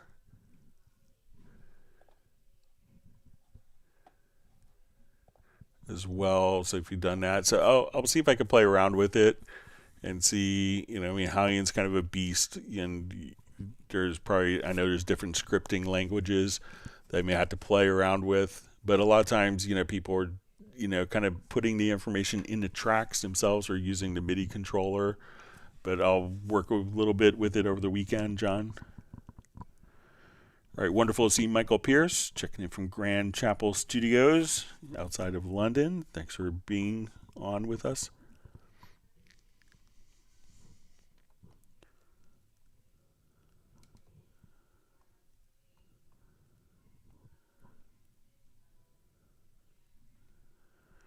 All right, we see John Costigan missed his Zoom social meeting because his computer conspired to make him miss. Yeah. We missed having you on, and hopefully you can make it for the end of March. All right, great to see Pro Wash DFW on.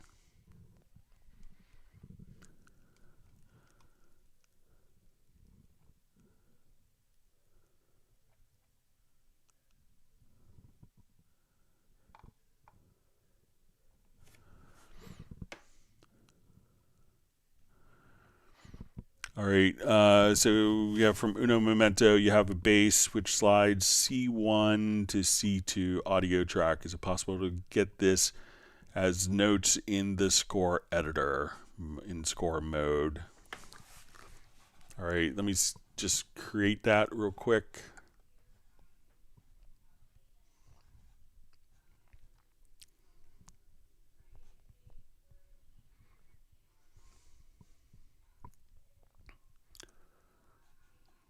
Okay, let me just do a new project.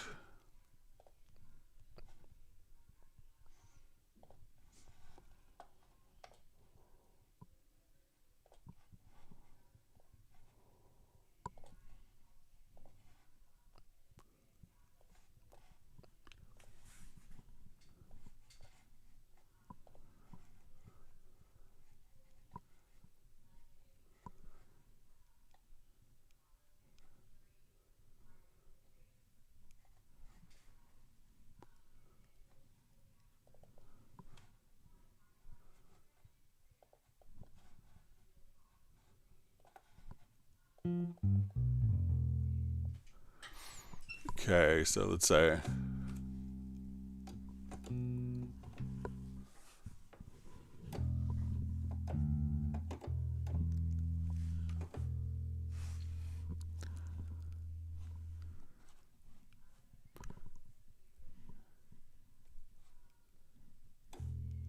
and let me just set my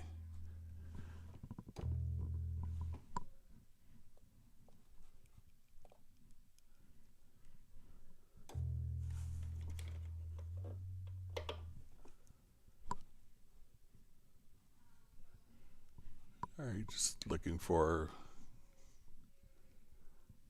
my pitch bend range. Let me just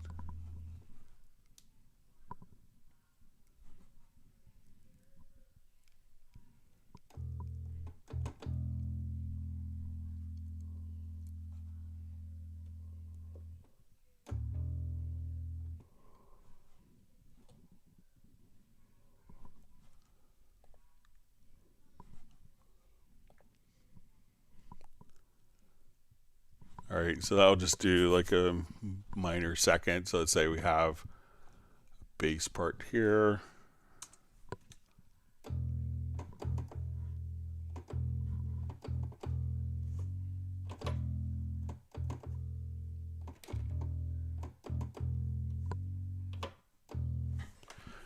Okay, so let's say I have this as a bass recording, so I'll render this in place.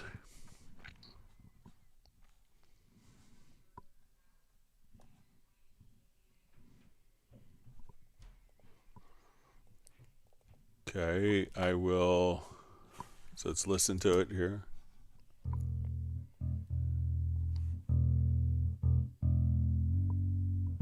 So I just did a pitch bend up to a major second. We will do some VariAudio. All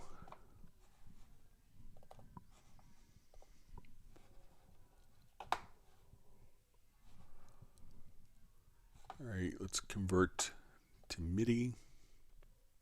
Extract the MIDI.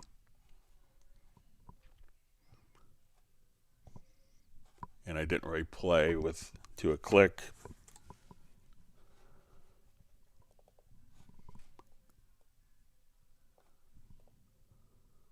But you can see the F sharp automatically kind of translating right there.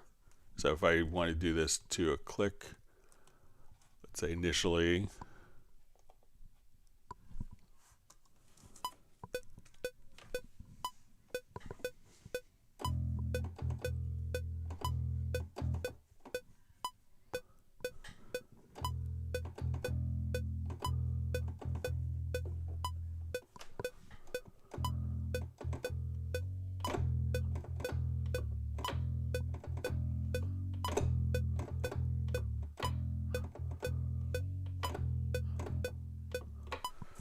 all right, say I'll just kind of quantize that.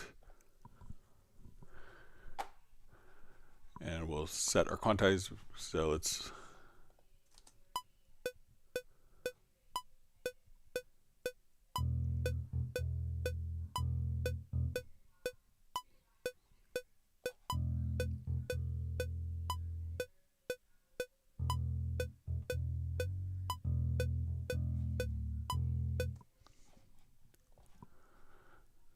all right, let me just quantize that to eighth notes real quick.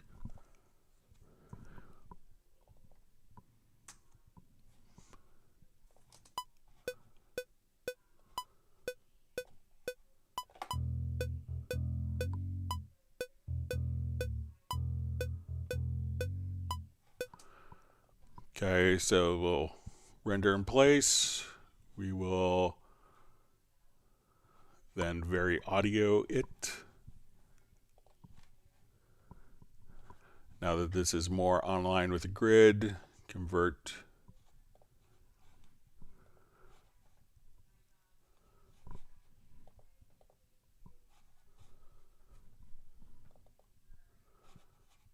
Extract MIDI.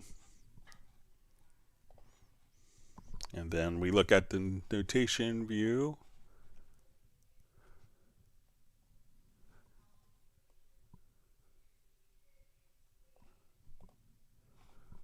And you can see the F sharp and going down to the D. So it seems like that translates as expected.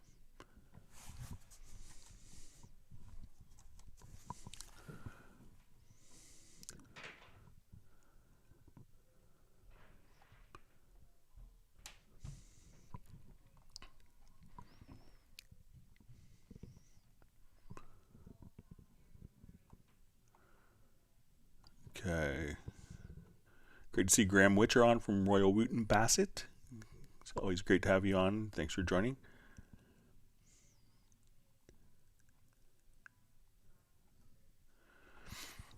Okay, inactive user asks, just apologize for being late. How can I print/bounce my vocal track to put a reverse reverb effect on it? All right, so, there's a couple different ways to do it. One way is if you wanted to have a reverse reverb on your track, I'll just do something that's probably a little.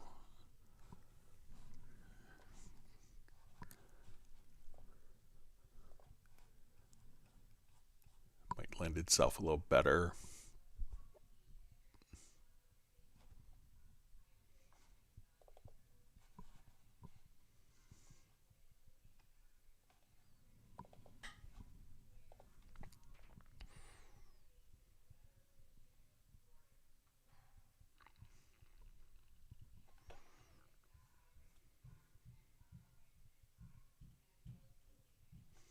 All right, so say. What did you say? You wished it all away, and I'm left here for 1,000 years and a day. So I'm gonna just open up the reverence. You were the party, the big event. I was your everything. All right, so just.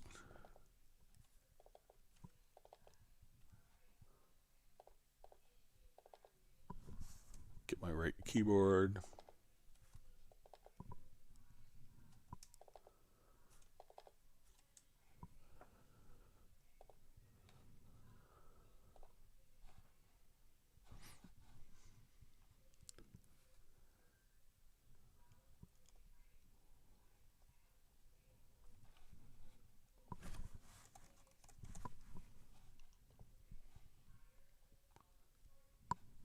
Okay, sorry about that. All right, so now we have our reverence.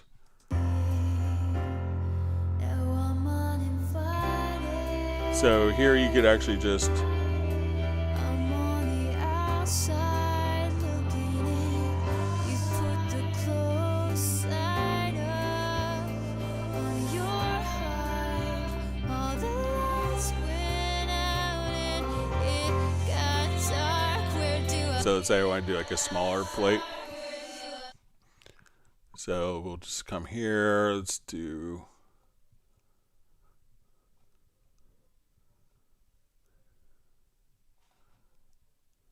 Like a 2-second plate, so we have it smaller. go from here?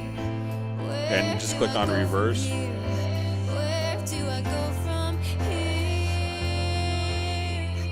I'm uninvited.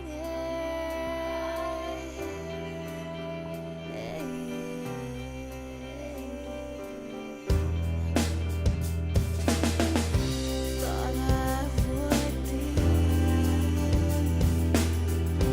the very last one to leave. So you could do stuff like that. So just the convolution reverb, you could just click on the reverse. So let me know if that makes sense and would work for you. All right, so we see Neil Conway just says he must get going, but absolute delight to listen in and chat with a few of you. Best to all of you. Thanks for joining us, Neil. Great to see you on recent live streams.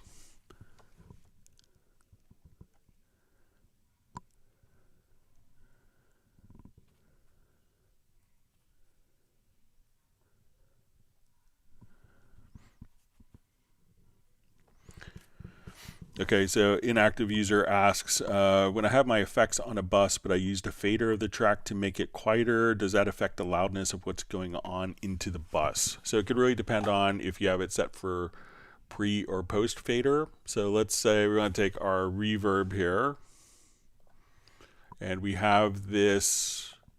So if we just kind of right click here, we could move this to a pre-fader slot. So now as we adjust the fader, we'll solo this.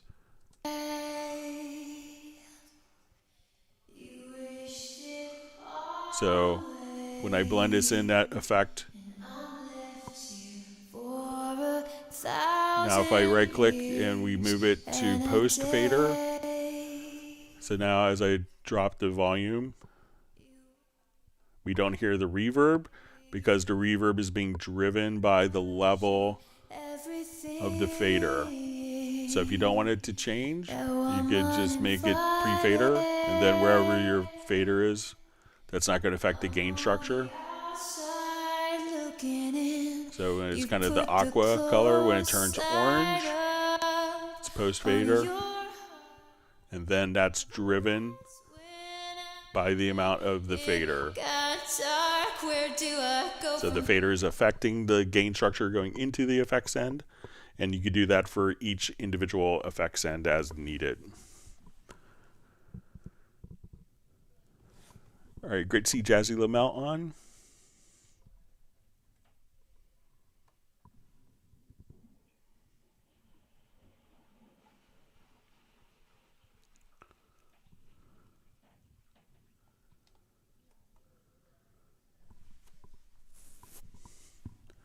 All right, reading through questions.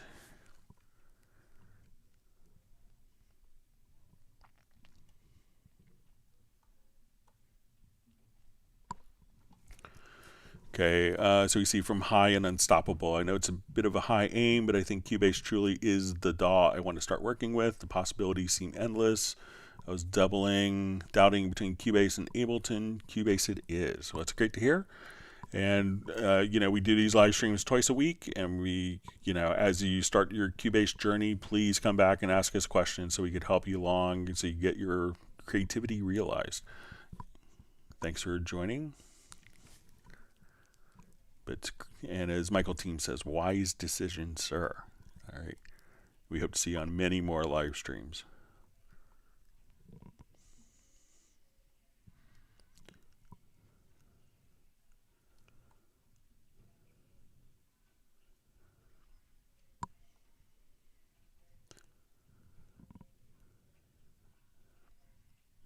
All right, you see Best Screen Jesus says he moved from Ableton 11 to Cubase 11, and he's still here. So.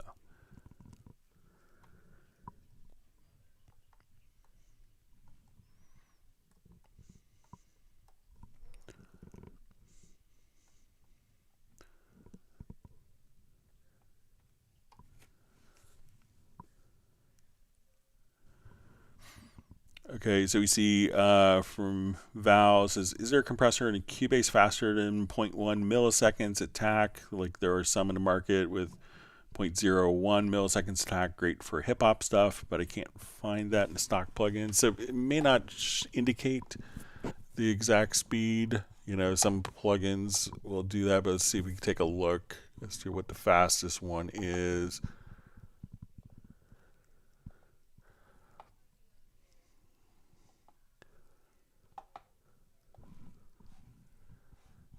So let me see.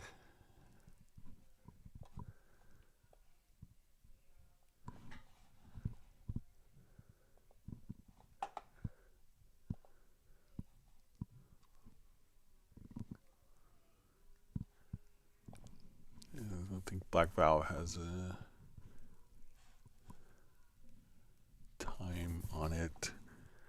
So I could do some more research and see which one is the fastest, but I don't think that there's any situation that the compressor, the different dynamics plugins in Cubase won't be sufficient for.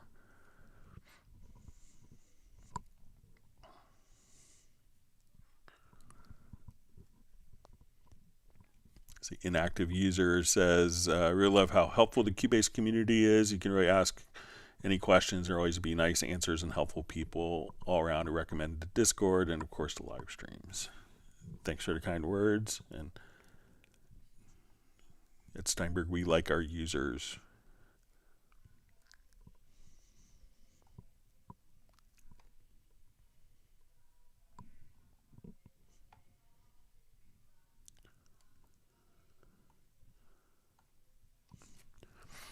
All right, Adam Clark's, we see, hi Greg, I put an instance of SonarWorks ID reference in a control room. I can't turn it on and off anymore in a control room effect slot. I have to do it manually in the plugin itself. Any explanation? So let's take a look. I don't have SonarWorks, but when we come over here to the instances, we'll take a look. So let's just say if I have...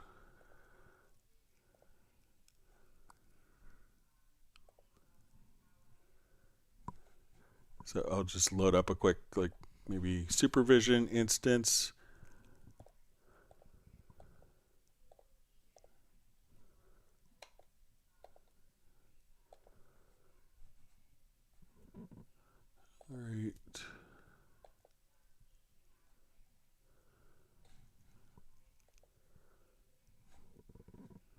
So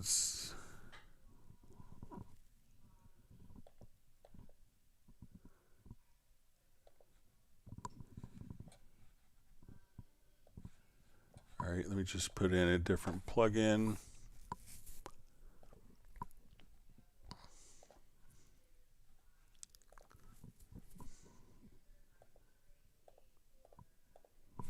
So it seems like that is kind of turning on and off as expected. Let's put it in like a dynamics.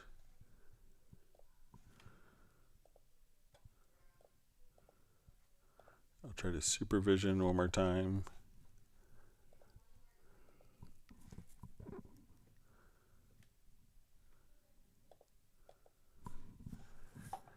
Yeah, maybe because it's not processing sound, but it seems like the other plugins are turning on and off. I'll try a different slot here.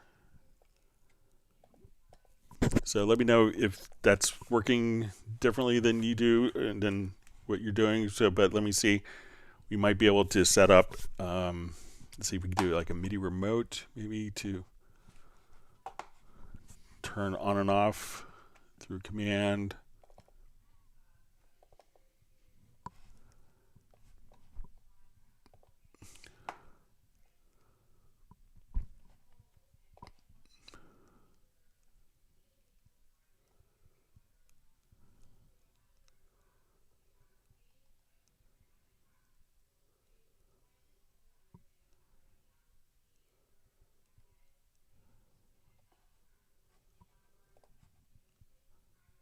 Okay, so let's go to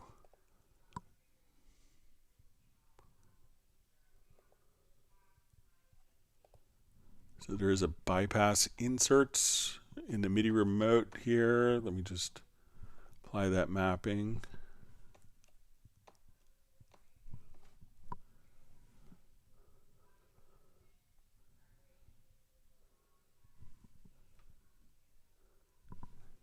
So you could try that function as well.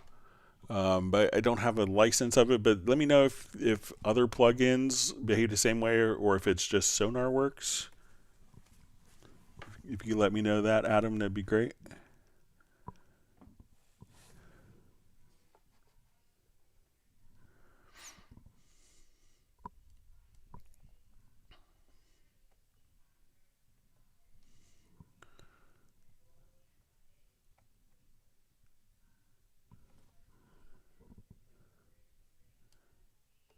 Okay, reading through comments.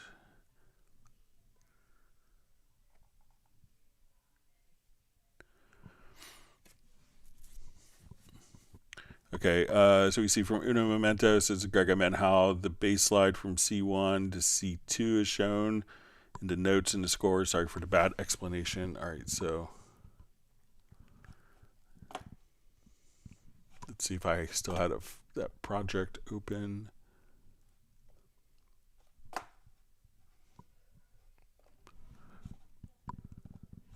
So you might have to kind of draw in the transition between the notes. So let's take a look.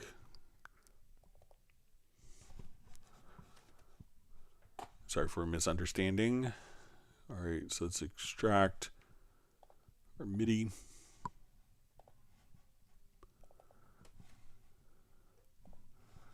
All right, so let's say this note here is going from E1 up to, or E0 to E1. All right.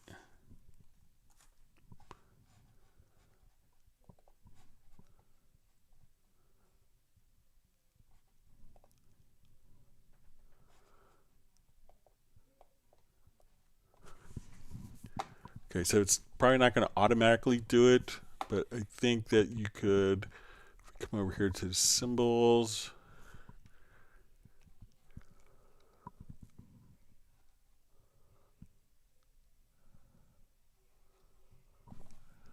That you could probably do. No.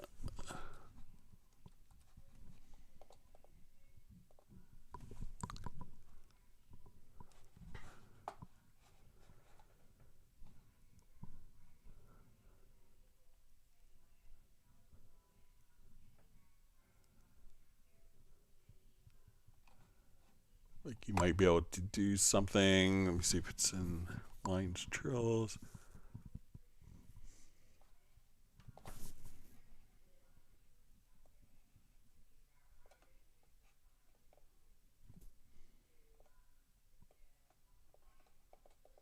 You might be able to kind of do an articulation like that, or do like freeform articulations.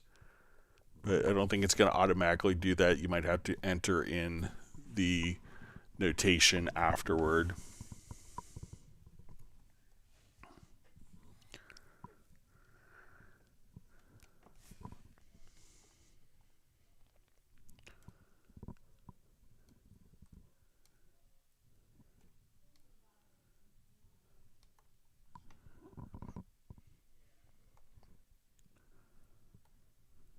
Okay, reading through comments.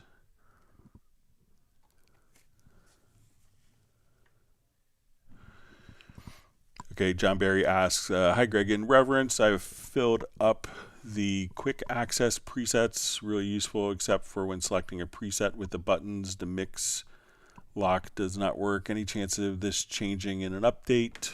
All right, so I'll take a quick look at it.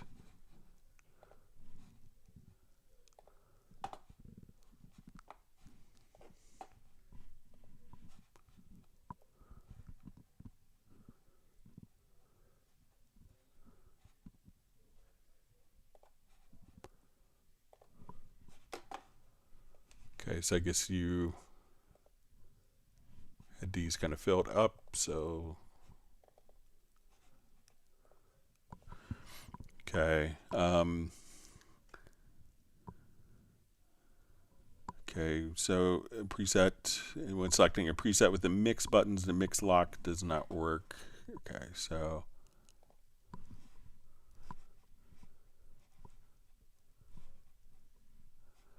all right, so let me turn this off.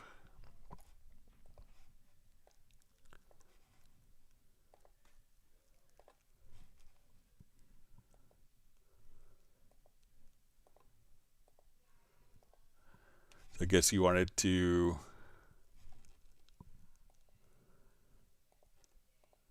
yeah, okay, I see what's going on. So I'll make sure to mention that. Thanks for pointing out, John. Appreciate that.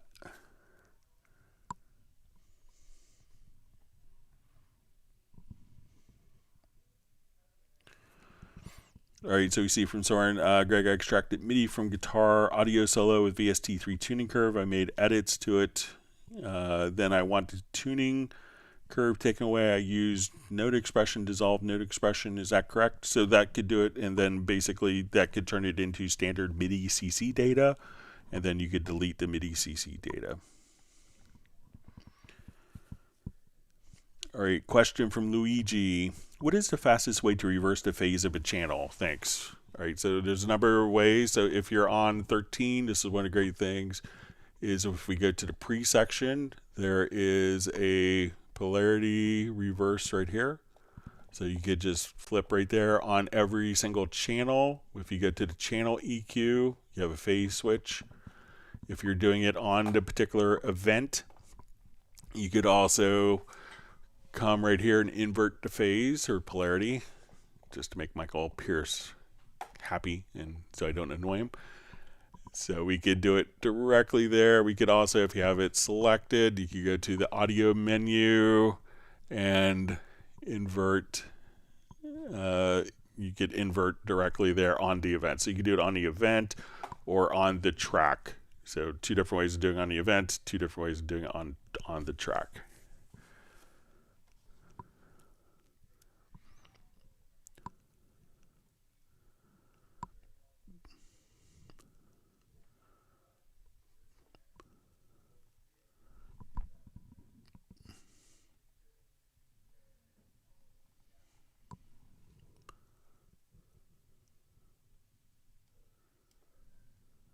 All right.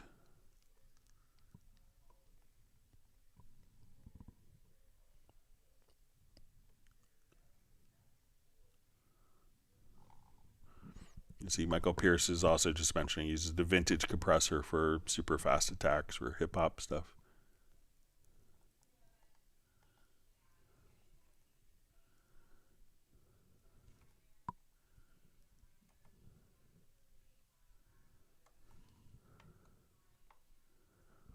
All right, so you see Adam Clark's just says it's SonarWorks and Supervision, which aren't turning off in the control room, so I'll check that out.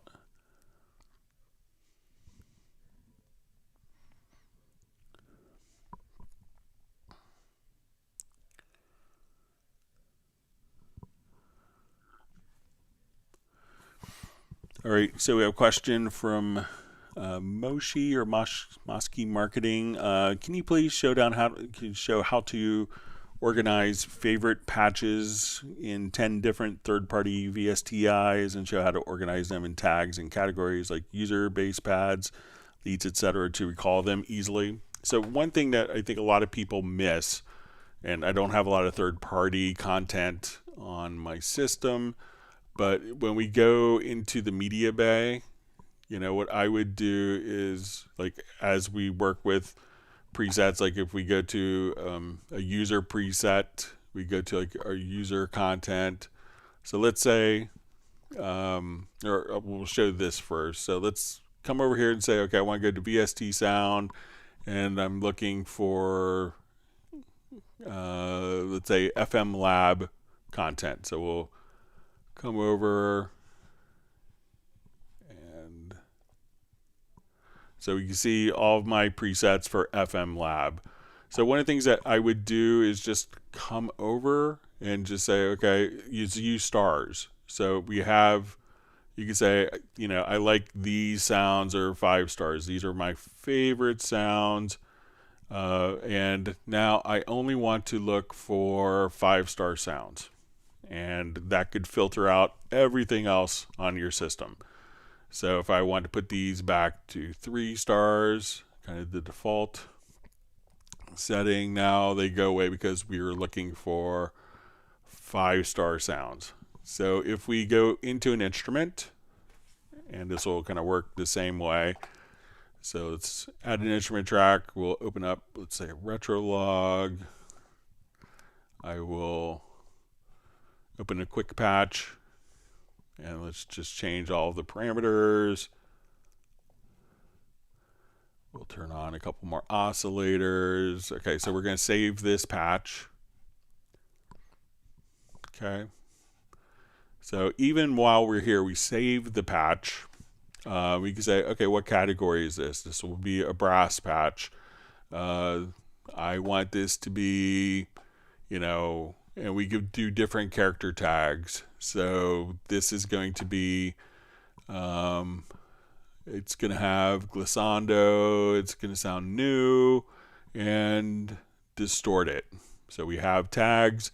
I want to come over here and put it into a family name. So this could be, whatever you want it to be. I want to give it a 5-star rating because I made the sound and I really love it. And this is going to be fantastic for electronic dance, Chicago house music, and the subcategory is we're going to have this be synth brass. And we'll give it a name. So we're going to call it right over here. We'll call it March 8th, 2024.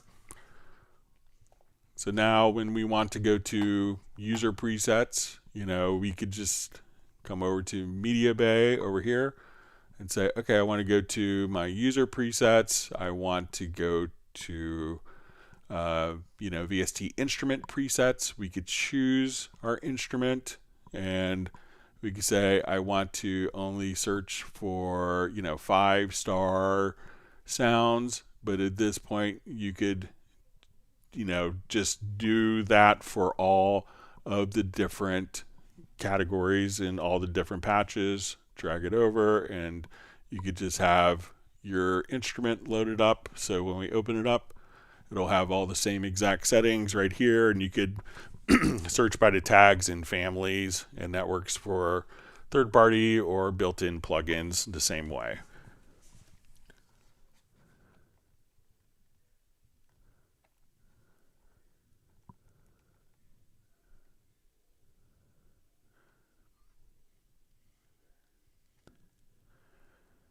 All right, so you see Luigi just says perfect. All right.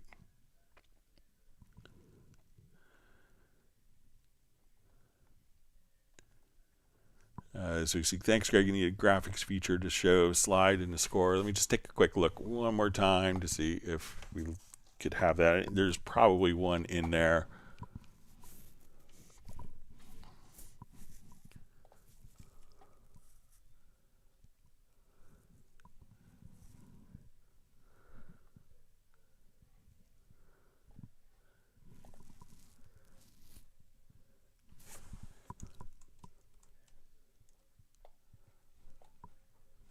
So let me just erase that one, but there's probably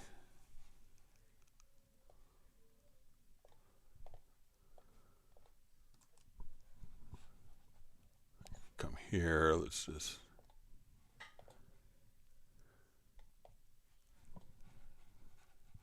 just switch the tools here to the hand, and then we could probably position stuff like that. I think would be easy to see. So you could do some stuff like that, which I think would be pretty clear. All right, and you see John Barry just also mentioned it's mix percentage too, so I'll pass that on. Thanks for bringing that to our attention. All right, so we have, I think, just about 10 more minutes, but we'll see. I think I'm at the end of questions. We'll see if there's any more questions that kind of sneak in. I know there's usually about a 20 to 30 second pause from when I talk. And just one more quick reminder, in the US we are doing daylight saving time this weekend, so that may put people in Europe and other countries an hour off.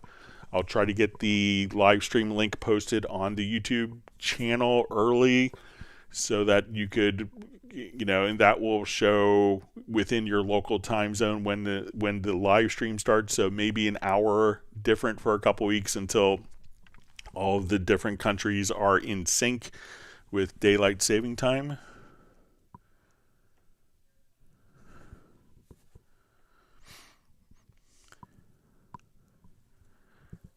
All right, so we see Rodriguez just says, hello and thank you for these explanations. Why do I always have the impression that Cubase is much more powerful on Mac and consumes less CPU than on Windows? Is my comment right? So, I find I'm running on a Mac for work. I run it on a PC for my studio. I kind of like how it runs on PC personally a little better. It just, maybe my PC feels a little more responsive overall. I think Cubase runs great on either platform. So, we do pay a lot of attention to detail and optimizing audio engines.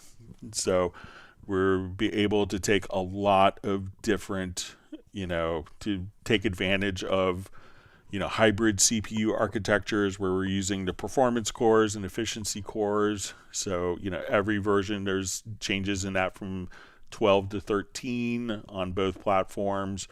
So, so it runs great on either platform. So, all right.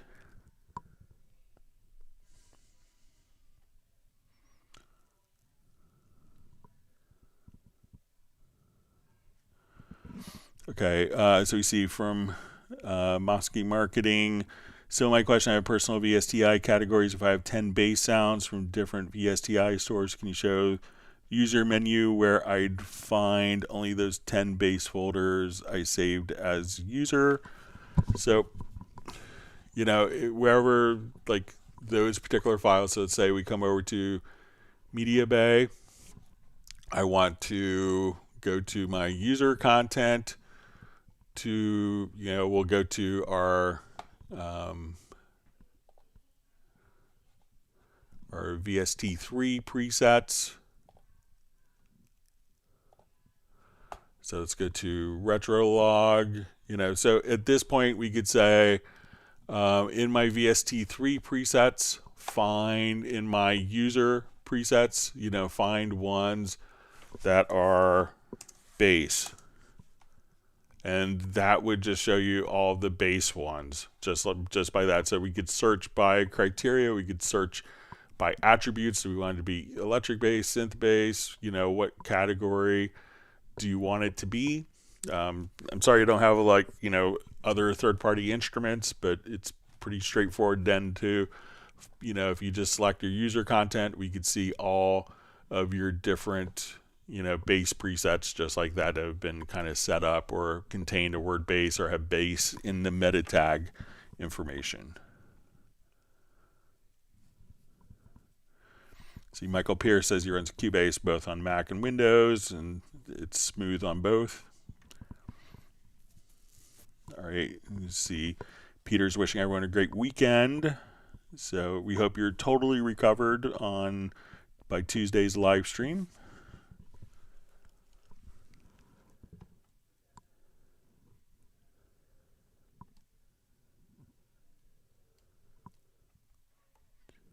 All right.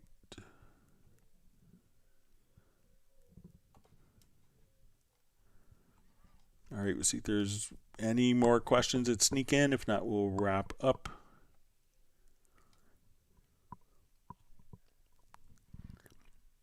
All right, we see Gerald Ely just saying he runs Cubase 13 Pro on an Intel cracked Mac Mini with 64 gigs, runs fine. All right, see, nice comment from John Costigan. Says, thanks, Greg and Jazz Dude, everyone for your personalized help today. You're truly a lovely bunch of coconuts. See you on Tuesday. Okay, so see, nice comment. Thanks a lot, Greg. You're a master teacher for Cubase. I just try to help people and never studied education or anything. All right, we'll see if there's, given our 30 seconds, see if there's any other questions. And I really want to thank everyone for learning more about Steinberg products today. And if you've learned a new tip or trick, make sure you hit the like button and subscribe to the channel if you haven't done that already. It's always wonderful just to see new people coming online. I was just looking at like stats for last month. We had 25,000 new attendees visit the live stream, so that was just fantastic. We have lots of people switching to Cubase and very happy with the latest versions. So, but I appreciate everyone for creating such a wonderful community and all the help we get from Jan for Cubase Index and Jazz Dude for all his efforts. They're just tireless and so appreciate it. I just want to, thank everyone for spending part of your morning, evening, afternoon learning more about Steinberg products. And we will be back on Tuesday of next week. And once again, just check the times on the YouTube start because we will, probably be an hour different in many countries. So I won't be surprised if people are joining an hour earlier or hour later. But I want everyone to have a wonderful, safe and healthy weekend, and we'll see everyone back on Tuesday. Thank you very much, and goodbye.